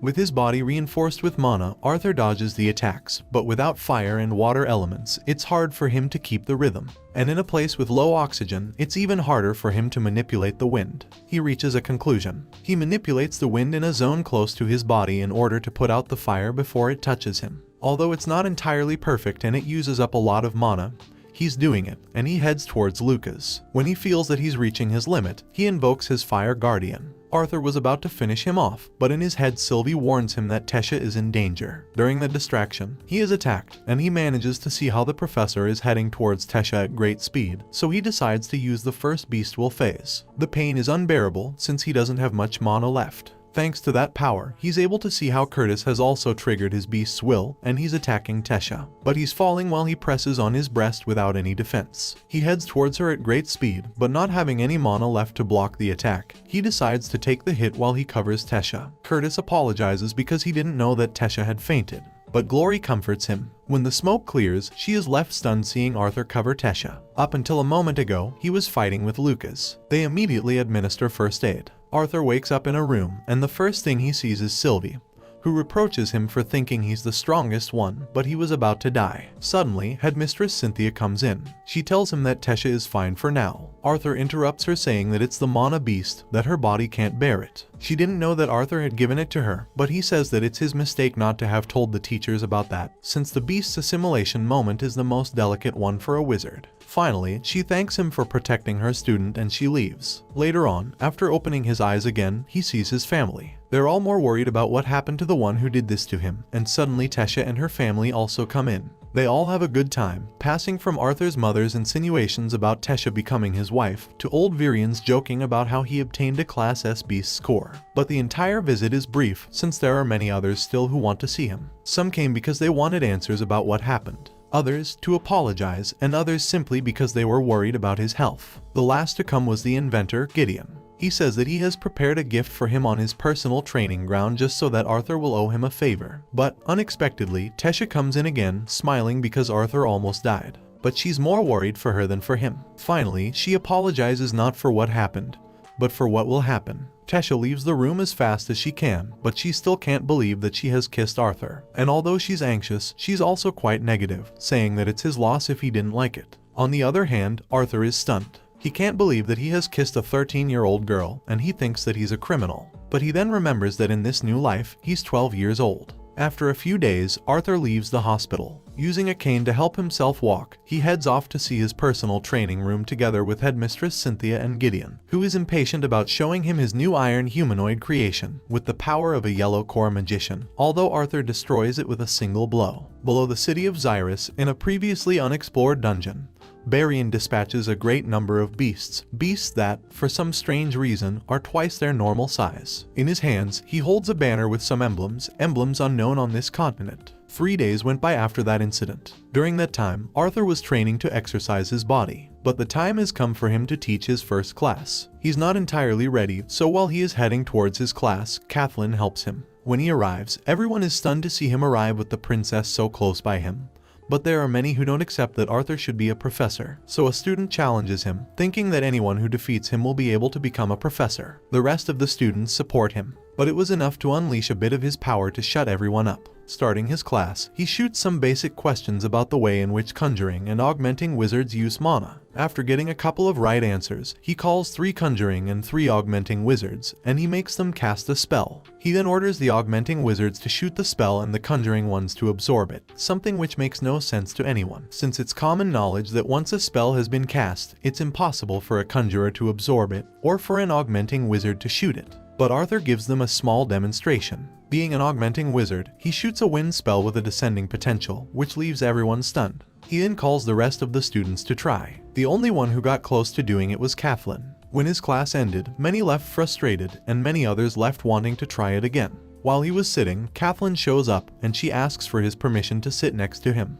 Arthur jokes for a bit with her, but they then have an awkward silence, until she tells him that she has something important to tell him. Arthur, remembering the headmistress' words, thinks that he doesn't want to cause a fight between humans and elves. But quite differently from what he imagined, she apologizes for what happened at the auction house 4 years ago. She felt that she owed him an apology for her father's bad behavior. After leaving it clear that it wasn't necessary, he heads towards his next class, which goes by in a blink. After finishing, Elijah arrives running, telling him that the headmistress wants to see him in her training room. Arriving there, he only meets Tesha. Since the kiss, he has avoided seeing her, but they proceed with the beast assimilation. Since he's a 4-element wizard, he can help any wizard, and he can serve as a battery while Tesha uses the majority of her mana, instead of trying to take control over the beast. When they finish, Tesha asks him if he's angry with her for having kissed him. Arthur's frustration shows, and he handles the topic with a little humor, avoiding answering. This bothers Tesha, who gets up and leaves. But before leaving, she tells him that he's good at fighting and magic, but not at everything. That's why she tried to soothe his feelings, even when he knows what she feels for him. She also says that everyone who's close to him notes how he wears a mask and pretends that he's happy all the time. Tesha's words were spinning inside his head. He even tried clearing his mind by training a little, but it was impossible. However, he is interrupted by Professor Glory, who went looking for him and Tesha. After finding out that she's not there, she makes Arthur go to his last class, but not without first thinking about why someone like him has such a colossal training room. The rest of the day was no different. He couldn't even pay attention to everything since he was thinking about Tesha. At night, while he was going towards his room, 3 shadows appeared behind him. Lucas, together with 2 students, orders Arthur with a menacing attitude to tell him how he escaped from his fire domes, and where Tesha is under 1 second. Arthur tells him that he doesn't have anything to say to him. Lucas simply says that it's surely because of an artifact that Tesha gave him. At that moment, Manhwa, one of his companions, starts exuding mana uncontrollably while he says that he used the same tricks to seduce Princess Kathleen, and that she only deserves a nobleman like him since she picked up his handkerchief. Lucas only smiles while he watches him go insane, and he then attacks Arthur. His strength is above normal, and his mana fluctuation is abnormal. Lucas, acting like the victim and washing his hands off the situation, retreats. Arthur tries to protect himself with a wind shield, but it's useless. Manhwa has completely lost his mind. While Arthur was considering what to do, Sylvie transforms into her dragon form and leaves him unconscious with a single blow. Claire then arrives, and uncovering his back, some glowing mana runes can be seen running down Manhwa's back. Next, Claire tells him that he's not the first one. While he was recovering, there was a similar case, and as they are entering the headmistress' office to inform her of what happened, they come across 2 other people. These are Spears Baron and Aaliyah. After exchanging a few words with Cynthia, Baron's eyes meet Arthur when he's exiting. Sylvie warns him that both are too strong. After explaining everything that happened to Cynthia, Arthur suspects that she knows something about the marks, but she doesn't reveal any information. After telling her that the discipline committee members will do some patrolling after classes, they leave. While he is on his way, he sees how Lucas is being rebuked by his brother, Spear Baron, so he decides to hide in order to spy them for a moment. If he wants to kill Lucas, he must first become stronger to defend himself from Baron, and he releases a bloodthirst. With no time to react, Spear Aaliyah puts her weapon on his neck, and she comments that that is a fairly strong bloodthirst, but he won't be able to do anything to Baron even if he is a 2-element wizard. She also tells him that he's one of the most powerful spears and that there is a great difference between them even though she's also a white core wizard. Before parting, she says that if her brother was still alive he would be his age, and she strokes him lightly on the head. On the following day, the discipline committee members have a meeting where it is announced that Manhwa died. They weren't able to control his mana loss. However, they are certain that the marks on his back had something to do with it. But no information was revealed to them, and they organized new groups to patrol at night. Later, that same day, after falling asleep in Gideon's class, he reproaches Sylvie for not waking him up to go to his next class. When he arrives, Professor Glory says that she won't take any risks until he's healed entirely, so she makes him rest in a booth where he meets Tesha. Tesha breaks the ice saying that he doesn't have to give any explanations. She overreached and she said things that she shouldn't say. Arthur tells her that it's easier to deal with magic and with training than with feelings, since feelings can't be trained, and also that he can't have a relationship with her, or at least not for now, maybe when they're older. Tesha then jokes, telling him that if he's not sure, she will wait for him, and she asks him if she can trust him, telling him that she won't go out with anyone else. Arthur tells her only to give him some time, and he kisses her on the forehead. He keeps a poker face the rest of the day, and Sylvie makes fun of him. On the other hand, Tesha is also thinking about the kiss and she pictures what their children would be like. At night, when they were on patrol, Arthur and Theo catch 2 students who were scribbling on the walls with messages against elves and dwarves. As soon as Theo left with the 2 captives, Arthur felt someone's presence, and he hid. Looking at the stranger, he noticed the runes on his back, and he went quickly after him, following him closely so that he would lead him to his lair. But Kai's appearance foils his goal, since the latter screams his name and alerts the other student. However, at that same moment, his transmission dagger turns on. It's a help signal from Theo. Arthur is already suspicious about Kai, but he will look into that some other time.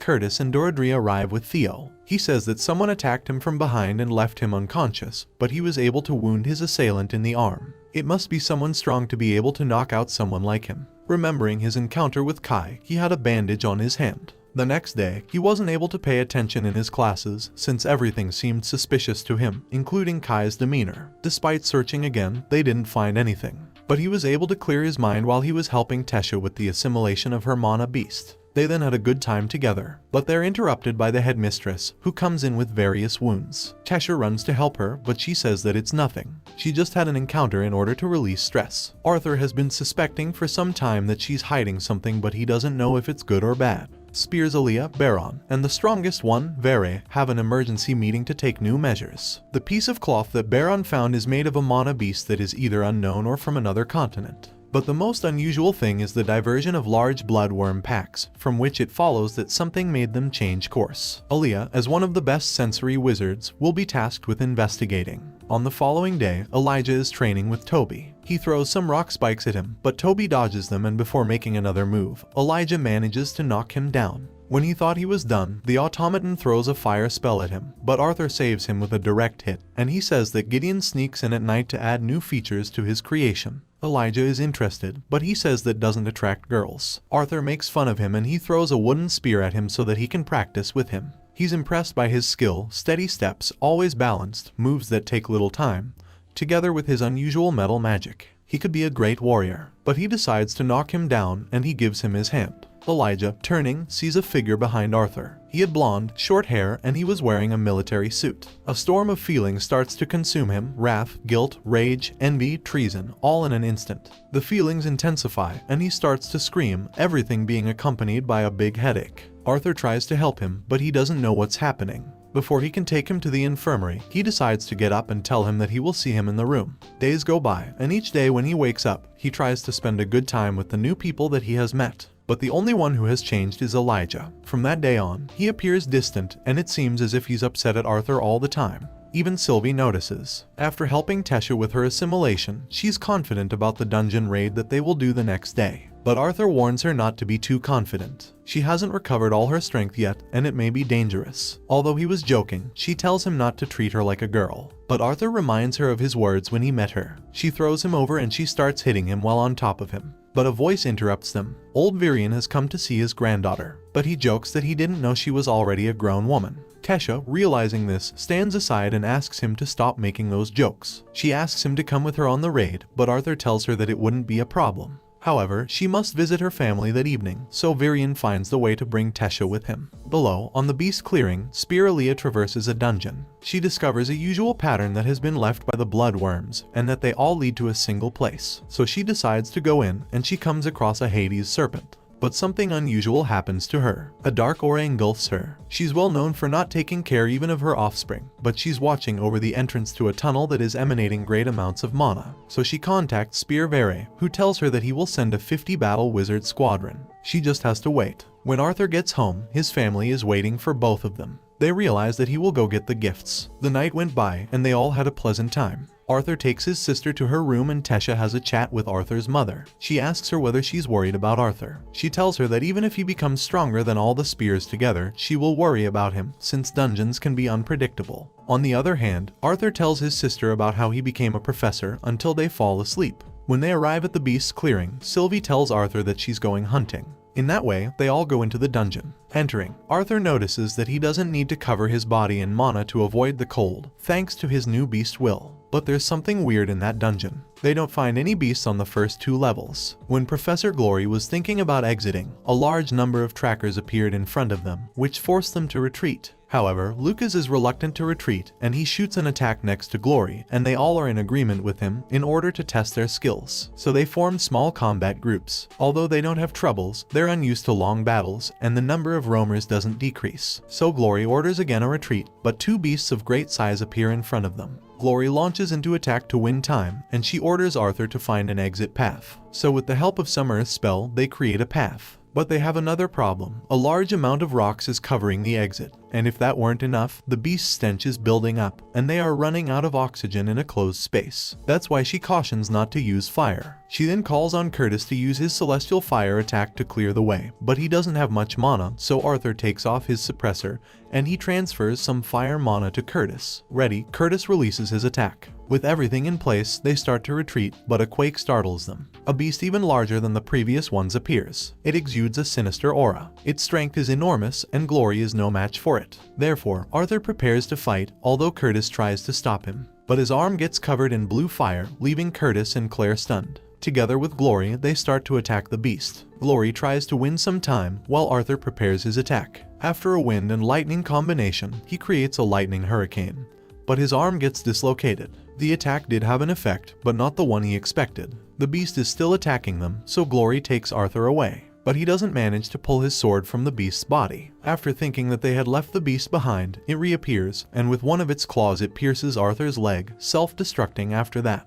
Arthur falls into a cliff, and a rock leaves him half unconscious. With a wind attack, he manages to cushion the fall, but he suffers a lot of damage. But thanks to his beast will, a great part of the damage disappears. Now the only thing left is to find a way out of there, which seems easy since he finds a cave that emits light. But he never imagined what he would find on the other side. Several masked battle wizards, the majority of which are pierced by some black iron spikes. A voice is asking for help. Every way he looks, there are only masked corpses until he finds the voice's source. Spear Aaliyah is blind. She has a gap on her breast, and if that weren't enough, she's missing her legs. Arthur tries to infuse mana into her core, but it's completely shattered. Aaliyah asks him where he knows her from. Arthur says that they met before in the academy. She tells him not to try anything since her core is broken. Arthur asks who is capable of doing that. She gives him a small black artifact, and she tells him that thanks to the little mana that she gave him, she will show him who's responsible for this. After waiting for the attack squadron to arrive, they kill the Hades serpent. But when they extract its core, it disintegrates. Entering the cave, they find a being with 2 onyx horns protruding from its head, and it ejects some dark mana, killing several wizards in one instant. It then tells them that they have 2 choices, die fighting or kill each other. It will allow to live whoever is left standing last. But this is not an option for anyone, and the beast starts attacking them. And as if they were completely insignificant, it kills the majority of the soldiers, summoning those black iron spikes from the ground. But Aaliyah manages to harm it, and she takes one chunk off its horn, which she gives to Arthur. The beast says that it doesn't care what they do to it, since the war is close. It rejoices in saying that it was once told that when the body loses one sense, another sense improves, and it tears out Aaliyah's legs and leaves. The pain is unbearable, and Aaliyah simply asks to be killed. The scenes are harrowing, and Arthur vomits because of what he just saw. The spear breaks, letting Arthur see her fear, and she says that she doesn't want to die. Arthur can only hug her, but that is not enough, and in that same moment, Spear Aaliyah of Dickathon dies. Looking inside the rest's memories, the same image would always repeat itself, the being that resembles a demon. Arthur creates tombs for the fallen ones, and for Aaliyah, an ice tomb. Sylvie waited patiently in her dragon form, and then they set off back to Xyrus. Arthur went straight to his house. In front of his house, he doesn't think he'll be able to enter. He knows that everyone is worried for him, but he doesn't think he can tell them what happened. Aaliyah's words still ring in his head, her anguish and her fear of death. For 1 second, he wishes that she may have the same luck as he and be able to enjoy a second life. A few steps are heard behind. It's his father, who tells him that he doesn't have to explain anything. Life is not a single battle. It's fine to lose sometimes and learn from that to stand up again, and be able to become stronger to win the war. And for the first time in a long time, Arthur yields to his feelings and he starts crying under the night aurora of Xyrus. Next morning, at the academy, he gives headmistress Cynthia Aaliyah's medallion. The horror in her face is quite evident, and she asks if he saw the one who did this. When Arthur says no, she tells him not to get further into this. It's already in the council and the other spear's hands. Arthur decides to take the day off and he goes shopping with his family. But it's evident in his face that not everything is fine, so he asks where the closest magic artifact shop is located in order to clear his mind. Tabitha tells him that a few streets up there is a famous elixir shop. But when he gets there, he finds a sordid establishment. But a voice puts him on alert. An old man is sitting on the floor and he asks him for a coin. And in an instant, he snatches the coin away from him. And when he tells him that that's not the one that he wanted, the old man disappears. When he tries to open the door, he must use a great amount of mana. Inside was the same old man from a moment ago. He tells him that he can pick something of the same value as the coin. And despite looking in every corner, he doesn't find anything that persuades him. But a small cat draws his attention. Its eyes seem to come from another galaxy, and just as fast as it appeared, it went away. At that point, Sylvie arrives, and the old man is left in trance looking at her. Not finding anything that interests him, Arthur decides to leave. But the old man gives him a small white orb, and he tells him that he'll need it later. Leaving, they come across the cat again, which smiles at both of them before leaving. Underneath the Xyrus Academy, Lucas is welcomed into a small nobleman cult that opposes the union with the elves and the dwarves, so they treat Lucas with contempt. But before they can do anything, their leader incinerates them. Lucas is interested in him since he can't feel his core's color. He tells him that he needs him for his plan to succeed, since he's got the council and the headmistress busy. He only needs him for his plan to be perfect. He offers him the same marks that Manhwa had. He was weak. If he accepts, he'll be able to beat Arthur Lewin. Arthur is received by Elijah with a hug when he arrives at the academy. He was worried about him, but not just him. Claire and Curtis sustain slight wounds, and Tesha is in her training room, so he decides to go. While he's getting close, he feels Tesha's out-of-control mana. Virian was next to her, but Tesha is wrapped in a vine cocoon that starts to attack Arthur. It seems like the mana beast is taking control over Tesha's core, and it resents Arthur for having killed it. But when he wanted to unsheath its sword from its ring, the only thing that comes out is the white orb that the old man gave to him, and it goes inside Tesha's body,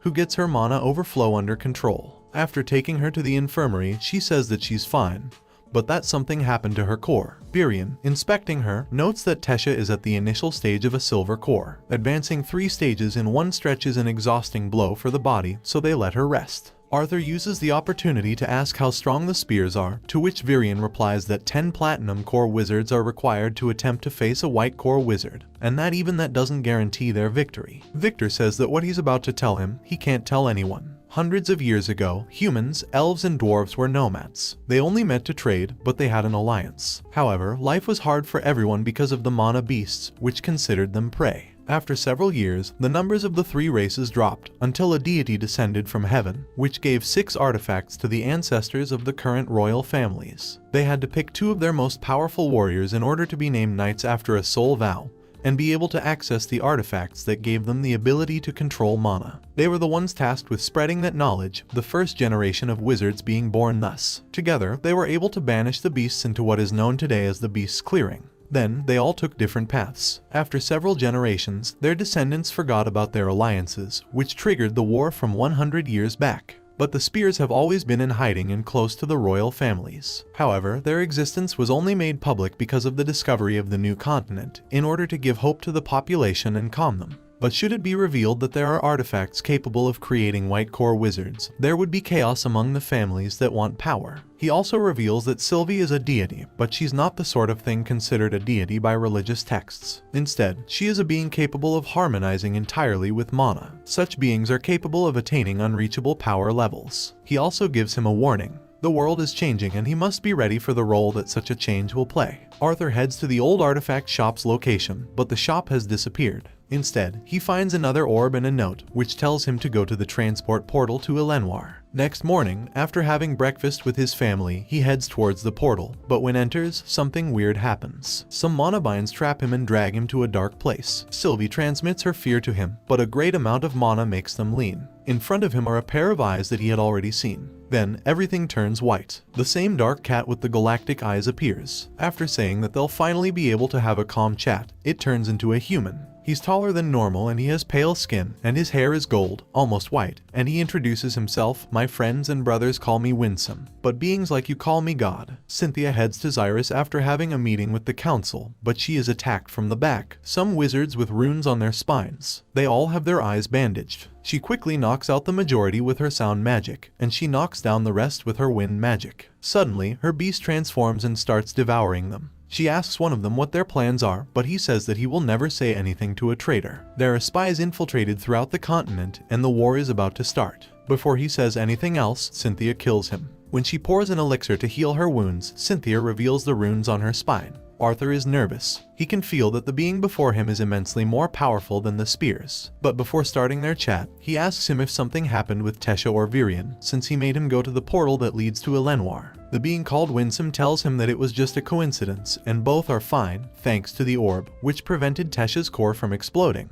He tells him to keep the other, since it's a gift for him. Then, with magic, he summons a projection of the world. He tells him that Dicathan is not the only continent. There's another one called Alacria, and both are ruled by them, who live in the continent called Ephiatis. Although historically lesser beings have called them deities, they call themselves Asuras. They never intervene with the lesser beings unless peace or balance is threatened. Ephiatis is divided into 3 factions, each formed by multiple clans of different races. The dominant clan of each faction has its own privileges, but they have all stayed on the sidelines and they don't interfere with the minor races. However, everything changed when Agrona became the leader of the Vritra clan. They broke that rule to try to get closer to the humans, but then it was discovered that they had been experimenting on the humans of the Alacria continent to find a way to improve their skills. Arthur, after hearing him, tells him that that has nothing to do with him. Winsome agrees with him and he makes Sylvie transform into her dragon form. He then tells him that he is linked to the granddaughter of the most powerful being in the 3 continents. Her lineage makes her fearsome even among the Asuras themselves. And although the pride of the higher-ups at Ephialtes prevents them from admitting it, his link to Sylvie makes him a key piece for winning the war. So, as long as he agrees to cooperate with them, they won't separate him from Sylvie. Arthur tells him that the war on that continent concerns his family and friends, so he's obliged to participate.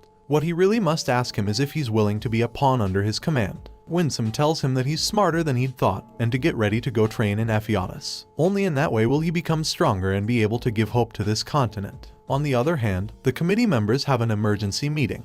The acts of discrimination between races have drastically increased, and they still know nothing about Arthur. But they are interrupted by Elijah. Before he can tell them that Arthur is alive, the sound of a great explosion puts them on alert. The Tri-Union Hall, a symbol of peace and unity between the 3 races, is burning. Quickly, with the help of a professor, they manage to put out the fire. But the damage is done. Charles, a nobleman and a member of the Radicals, is the main suspect. But the committee members are prevented by the professors from doing anything without proof. Elijah is training. His control over earth magic is better than before, but he's not very efficient. His several feelings against Arthur are still present, but he remembers that Arthur was always by his side when he needed him, so he will become stronger to be on his level and be able to stay by his side. Meanwhile, Arthur arrives at the palace in Elenoir. A quake alerts him, and then part of the castle is destroyed. Virion then appears and tells Arthur that Tesha has completed her beast's assimilation.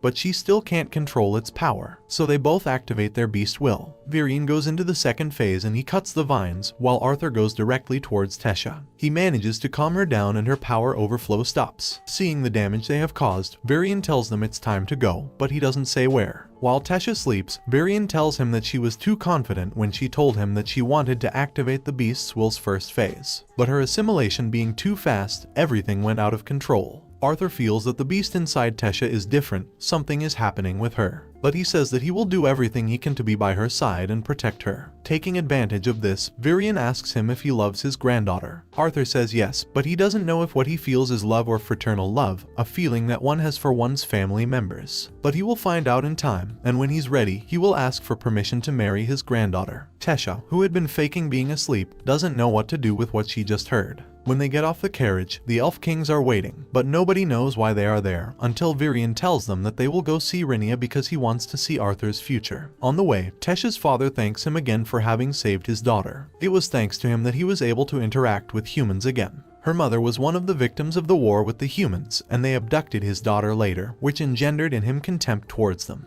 But a 4-year-old human boy not only saved his daughter and brought her back to her home, he was even able to indict his attitude. So he says that he has his blessing if he wants to marry his daughter. But they are interrupted by Rhaenyra, whom Arthur attacks because he thought that she was a monster. When they arrive at her lair, she puts everyone to sleep with a sleep agent, since she wants to speak in private to Arthur, and she explains how her powers work. Deviating magicians control mana in a different way. They don't use the environment mana, they use their own mana reserves. One example is his mother. Her healing spell is very different from the rest, but for diviners, it's even stronger. They don't use mana to see the future. Each time they see the future, their lifespan is reduced. Her sister Rhaenyra, Virion's wife, was an even more powerful diviner than her. She came to be the pride of all Elenoir. After marrying Virion, a beautiful future awaited them, or that's what they thought. The war between elves and humans was approaching its end.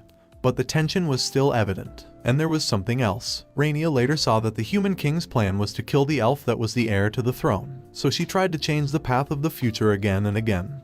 But nothing changed. Virion would end up dying in different ways each time that she used her power. Years of her life were lost, until the future changed and the current human king killed his father and the war ended. Shortly afterwards, Rhaenyra died. Now Rhaenyra used the same power to see Arthur's future. The world is changing, and wherever she looks, Arthur is at the center of everyone. He will suffer a lot in the future. No matter what he does, it will be like that. So she says only 2 things. People do bad things for good reasons, and sometimes the most powerful enemy is not the one who wields power over a throne, but an abandoned soldier who has nothing left to lose. Without revealing anything else, she tells him to rest. Everyone, upon waking up, says goodbye to Rhaenyra, who says that she spoke with Arthur while they all had a small rest. And thanks to a personal portal, Arthur and Tesha go back to Xyrus. When he gets home, they welcome him. Jasmine is there, together with the rest of the Twin Horns. Tesha tells him that she has matters to deal with in the academy, and they say goodbye. Together, they all remember the old stories, and they drink too much. But as is usual in this story, good times don't last long.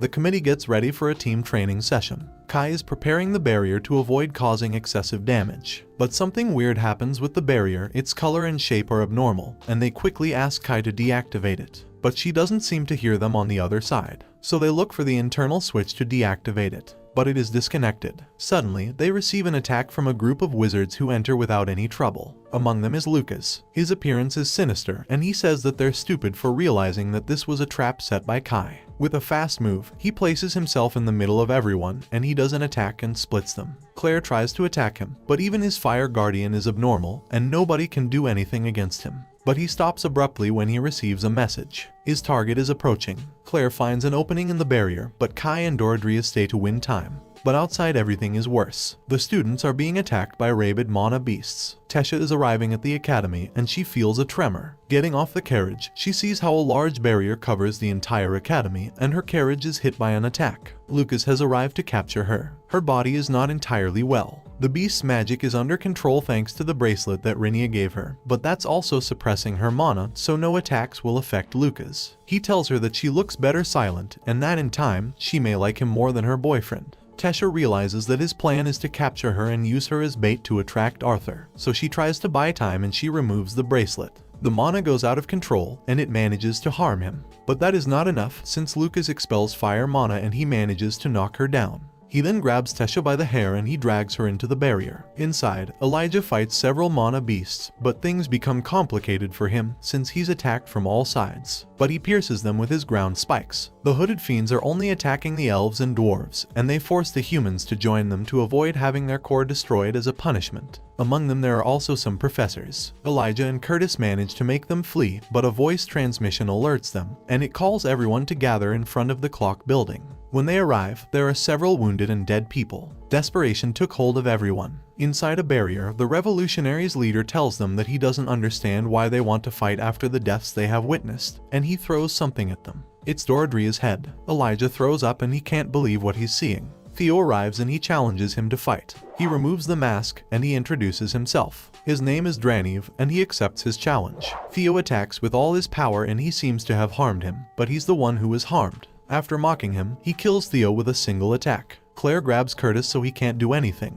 He feels impotent about not being able to do anything, and Kathleen tells him that he will only manage to get himself killed. Behind Draniv, chained elves enter, among them Faerith and Tesha. Draniv continues with his speech. He comes from a different continent, a very cruel place for the weak. That's why he went to the academy, where they told him that he would find Dickathon's elite. But, in comparison, they are trash. So he will pick the most talented ones to give them power and prepare this land to be ruled by their lord. One example of them is Lucas, who rejoices in saying that Tesha was too weak. In response, Elijah explodes with rage, and he shouts about how he could do something like that to her, and he exudes a dark and sinister mana, accompanied by black iron spikes. This was the birth of something very dangerous for Dickathon's future, and especially for Arthur Lewin. His eyes turned red. A black fire formed in his hands, capable of consuming even non-existence, anything that it may touch. In that way, he manages to cross the barrier. Corrupt mana beasts approach him, but he kills them as if they were insignificant with these iron spikes. The mana that he exudes is more intense each time, and he thinks in his mind that this is not him. A group of wizards goes behind him, but Draniv stops them. Elijah suffers a collapse, but he shoots a spike towards Lucas, which pierces his shoulder. He is stunned by the surprise, but Elijah vanishes. At that point, Draniv seizes him, and some nostalgia shows in his face. A group of professors takes advantage of the situation to enter, thanks to how Elijah opened a section of the barrier, and they attack. Draniv decides that something unexpected has arisen, and he must retreat to his continent, taking Elijah, but not without first ordering Lucas to eliminate everyone and telling him to follow him across the portal. Glory is able to defeat the beasts, but there are many wizards to fight with. At that moment, a group of students led by Claire helps them. Her goal is to go after Kai. On her way, she dodges some earth spikes, but Kai traps her with her iron threads. But something weird happens. The threads let go, but she's still hanging. Curtis and Kathleen scream while they head towards her. She doesn't understand what's happening until she decides to look down and she sees how an earth spike pierces her chest. But at that same moment, an immense mana overflow puts everyone on alert. There are terrified faces watching what is approaching.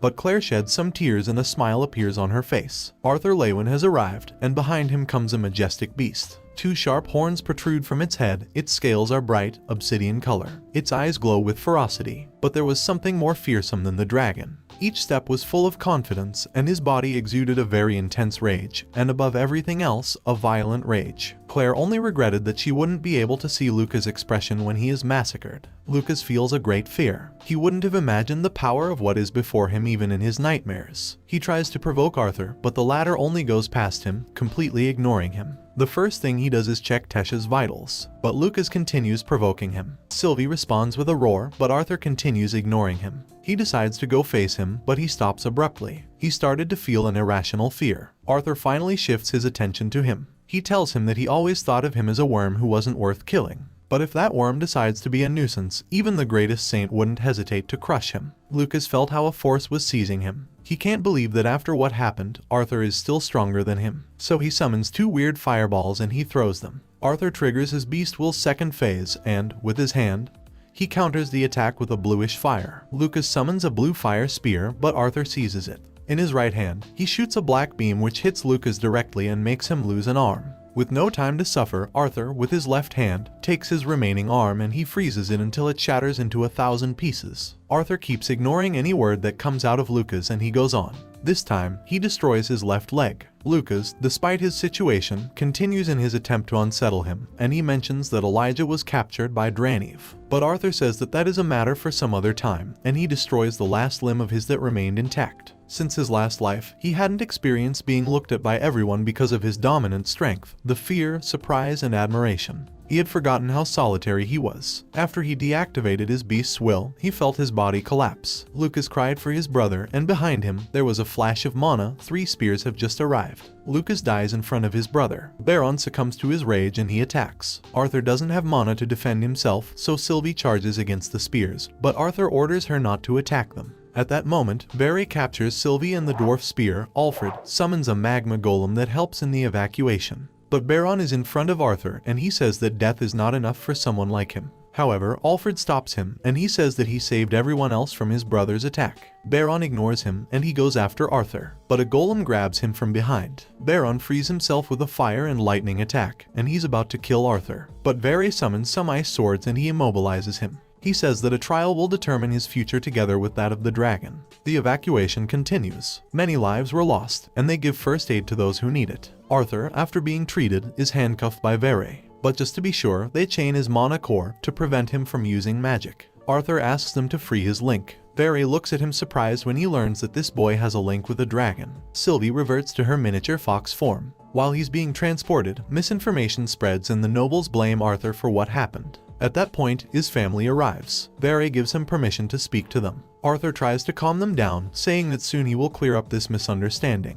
But in that instant, Vere receives a message from the committee. Under the authority vested in me by the Council of Dickathon, I, Vere Ori, announce the decision taken on the case, which will be put into execution immediately. Arthur Lewin, having committed acts of excessive violence, and having participated in the deplorable events that occurred at the Xyrus Academy, will be deprived of his wizard status, and his core will be confiscated. And until he has been properly tried, he will be put under arrest. After Vere's announcement, Arthur's family can't believe what's happening. Many witnesses wonder why they made that decision. But only Princess Kathleen reproaches the spears, telling them that he saved all of them, and if he hadn't done something like that, until they arrived, they could all have died. She also says that she will talk to her parents to fix all of this. But Vere shows her the council's scroll with the Kings of Sapin's seal, approving Arthur's arrest, accepting that he can't do anything to persuade Vere.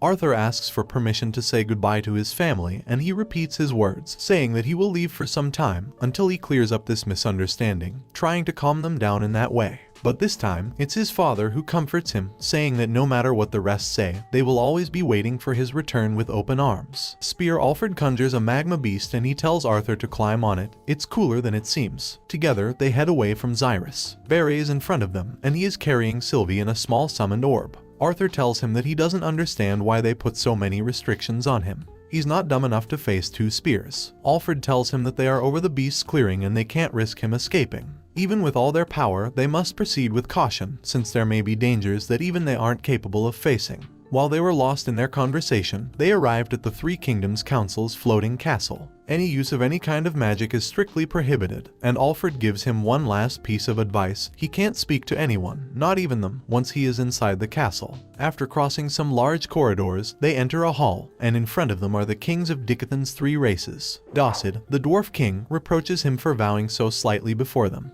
He says that he should be on his knees, but the human king says that there are more important things to deal with. However, Tesh's father interrupts in order to thank Arthur for having helped the students, and above all, his daughter. But this time, the 2 dwarf kings, with an aggressive attitude, reproach the elf king for his attitude, and they tell him that the boy which they have here, taking advantage of the situation, committed atrocious acts in order to eliminate his rival, who belonged to a noble house. But the accusations don't stop, and they also say that in the future, he may be dangerous, and they must destroy his core so that he can't even use magic, and kill the dragon to prevent it from being a danger to them. The human kings remain neutral in this respect, saying that they are thankful to him because he also saved their children. But that was not the right way of acting. However, the situation escalates between the 2 kings. When Arthur wants to say some words, he is ordered to be quiet in an aggressive manner, so much so that Alduin calls his spear so that they will be ready. But the situation comes to a halt, and without being able to defend himself, Arthur is locked in the dungeons. Alfred tells him that he will come regularly to bring him food. Until then, he should adapt to his new home. But a familiar voice gets Arthur's attention. Headmistress Cynthia is also locked. She's been there some days, and she is unaware of the attack at the academy, so he explains to her all that happened. She asks for details, what the leader looked like, and what was Luca's appearance. Arthur tells her everything he knows, and he tells her that he has reached a conclusion about her, but he hopes to be mistaken. Cynthia tells him that she would like to reveal everything, but a sound curse prevents her. Even without saying anything important, the pain is unbearable. In another room in the same castle, King Glader is visited by Docid. He tells him that he's not following the plan. Glader only tells him that his arguments were so absurd that it was impossible for him to accept them without raising suspicion. He reminds him that he's on his side to protect his family, and he should feel some guilt since he's betraying his entire people. Docid mocks him, saying that it doesn't matter what they do, this continent is destined to lose the war, and his best choice is to join them, especially given the riches they will obtain, and how they will be able to keep their titles. Gladir says not to compare him to himself, and he stays alone, thinking that he could never be a great wizard, and he was jealous of those in his family who were born with talent for magic. But getting rid of a boy who was born with an exceptional talent for magic will be a great satisfaction to him. Arthur wakes up from a nightmare, and in front of him, Speariah gives him a letter, and she tells him not to say anything. The letter is from the Elf King. In it, the Elf King says that soon the council will declare him and Cynthia guilty for the attack at the academy. She also says that she heard how Glader and Docid planned to send him off with someone, and not to worry about his family since Virion has sent them to a safe place. She apologizes for not being able to do more for him. The letter vanishes, and just then Baron arrives, saying that the council has made a decision. While they're waiting, Baron taunts him, saying that once his sentence has been pronounced, he will take care of his family as he did with his brother. Arthur mocks him, saying that it's not worth it for a spear to threaten a 13-year-old like that. Also, Luke is accepted voluntarily to be part of that, and to attack his partners. Baron throws him on the floor, and the door to the hall opens, where he manages to hear Cynthia's sentence, public execution. They manage to cross eyes briefly, but his time has come. The Dwarf Kings are the ones in charge of telling him that thanks to their benevolence, he will only lose his position as a wizard, and he will be jailed until further notice. Arthur asks what will happen to his link. Alduin tells him that upon losing his position as a wizard, he also will lose his link with any beast. Docid also tells him not to worry, his link will be given to a more capable wizard, since a dragon is a rare thing that deserves to be by the side of a worthy wizard. With that, Arthur reaches the conclusion that they are allied with the Vritra clan, and he's taken again to his cell. But there was an unexpected companion there. Winsome was waiting for him, and he's holding Sylvie in his arms. The Dwarf Kings are celebrating that everything is going according to their plan, and that they were the ones selected to be the rulers of Dicathan's rebirth. The Queen asks him if the being that he spoke to was strong, and Docid says that he was. He had never felt so much fear in his life. He was so powerful that he resembled a god, and he offered him riches and power that he'd never imagined.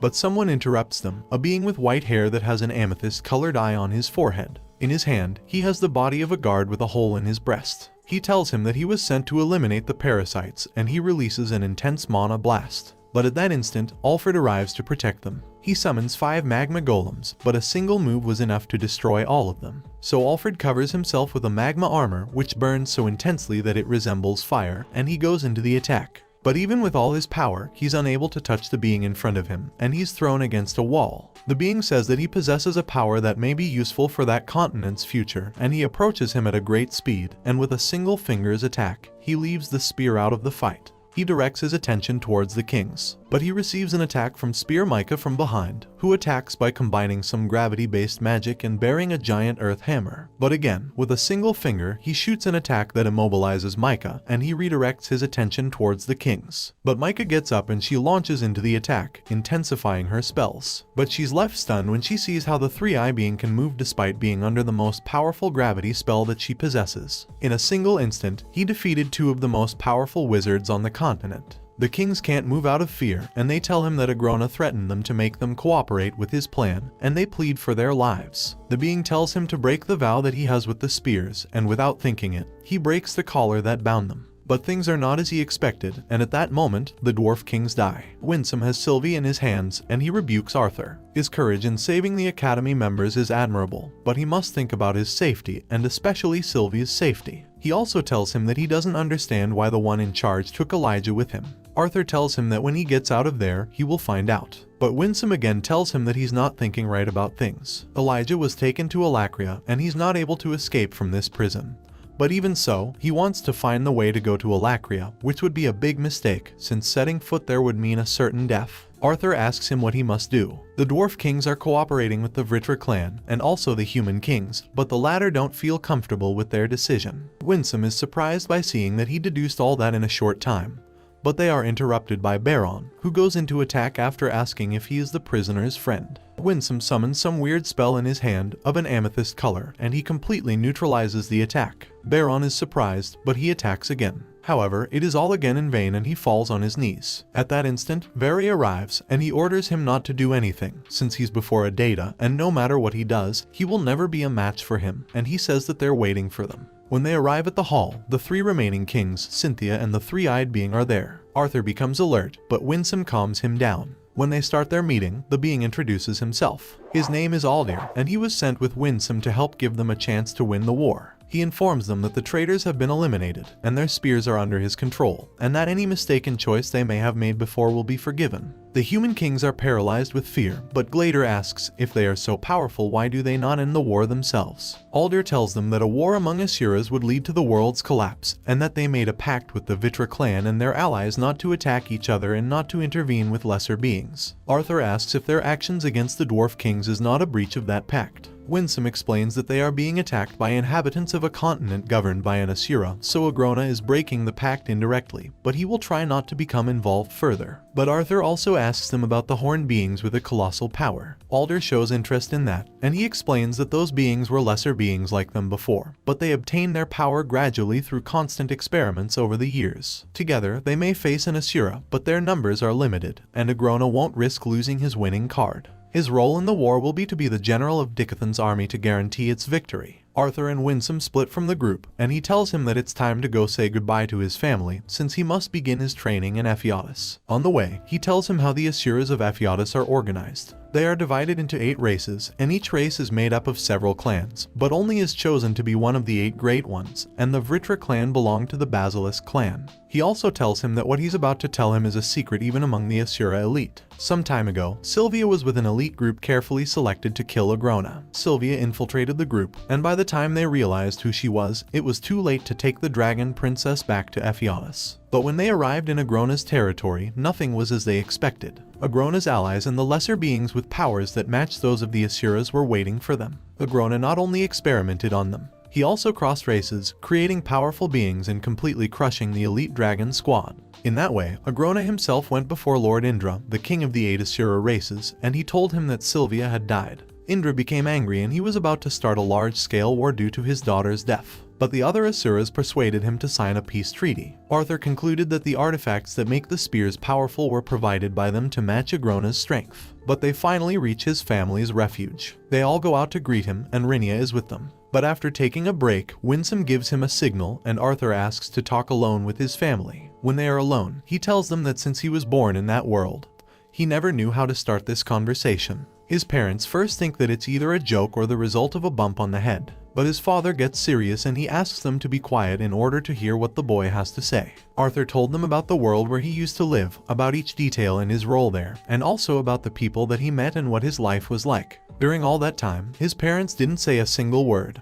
But as time went by, his father started to interrupt him to make short questions, but his face didn't show any emotion. On the other hand, his mother didn't say anything, and she didn't move, until she lost track of time, and his father said that he now understood why he had such a precise skill in battle and a superhuman talent with magic. Arthur tells him that in his world he used something called Kai, which in essence is very similar to mana, and that his battle skill is due to how he trained almost his entire life. But at that instant, his mother starts to laugh. Her face shows fear, disbelief, and above all else, she tries to persuade herself that everything is a very elaborate joke on his part, and that he shouldn't do something like that. Arthur tells her that none of what he said is a lie, and she starts to go hysterical, so he decides to leave them alone. After a while, his father comes out and he asks to speak alone with him. After moving away some distance, he tells him that his story has left him shocked, and that he knows he doesn't have a reason to lie to them. Arthur asks if he's fine, but his father reacts agitatedly. He says that he doesn't know how to treat him. Arthur, King Grey, everything is confusing. What he just told him isn't something that one can accept in one moment. He was originally a king, and older than him, and perhaps the moments they spent together weren't real, and he was just trying to act as they wanted him to. Especially with his mother, she never knew that she raised a grown man in the body of a baby as if he were her own son. And he hits a part of the cave, saying that he doesn't know if he's his son, since maybe he killed the baby in his mother's womb to take his place. Reynolds, realizing what he said, apologizes to him. But Arthur tells him that he doesn't know how reincarnation works, and that very probably it was like that.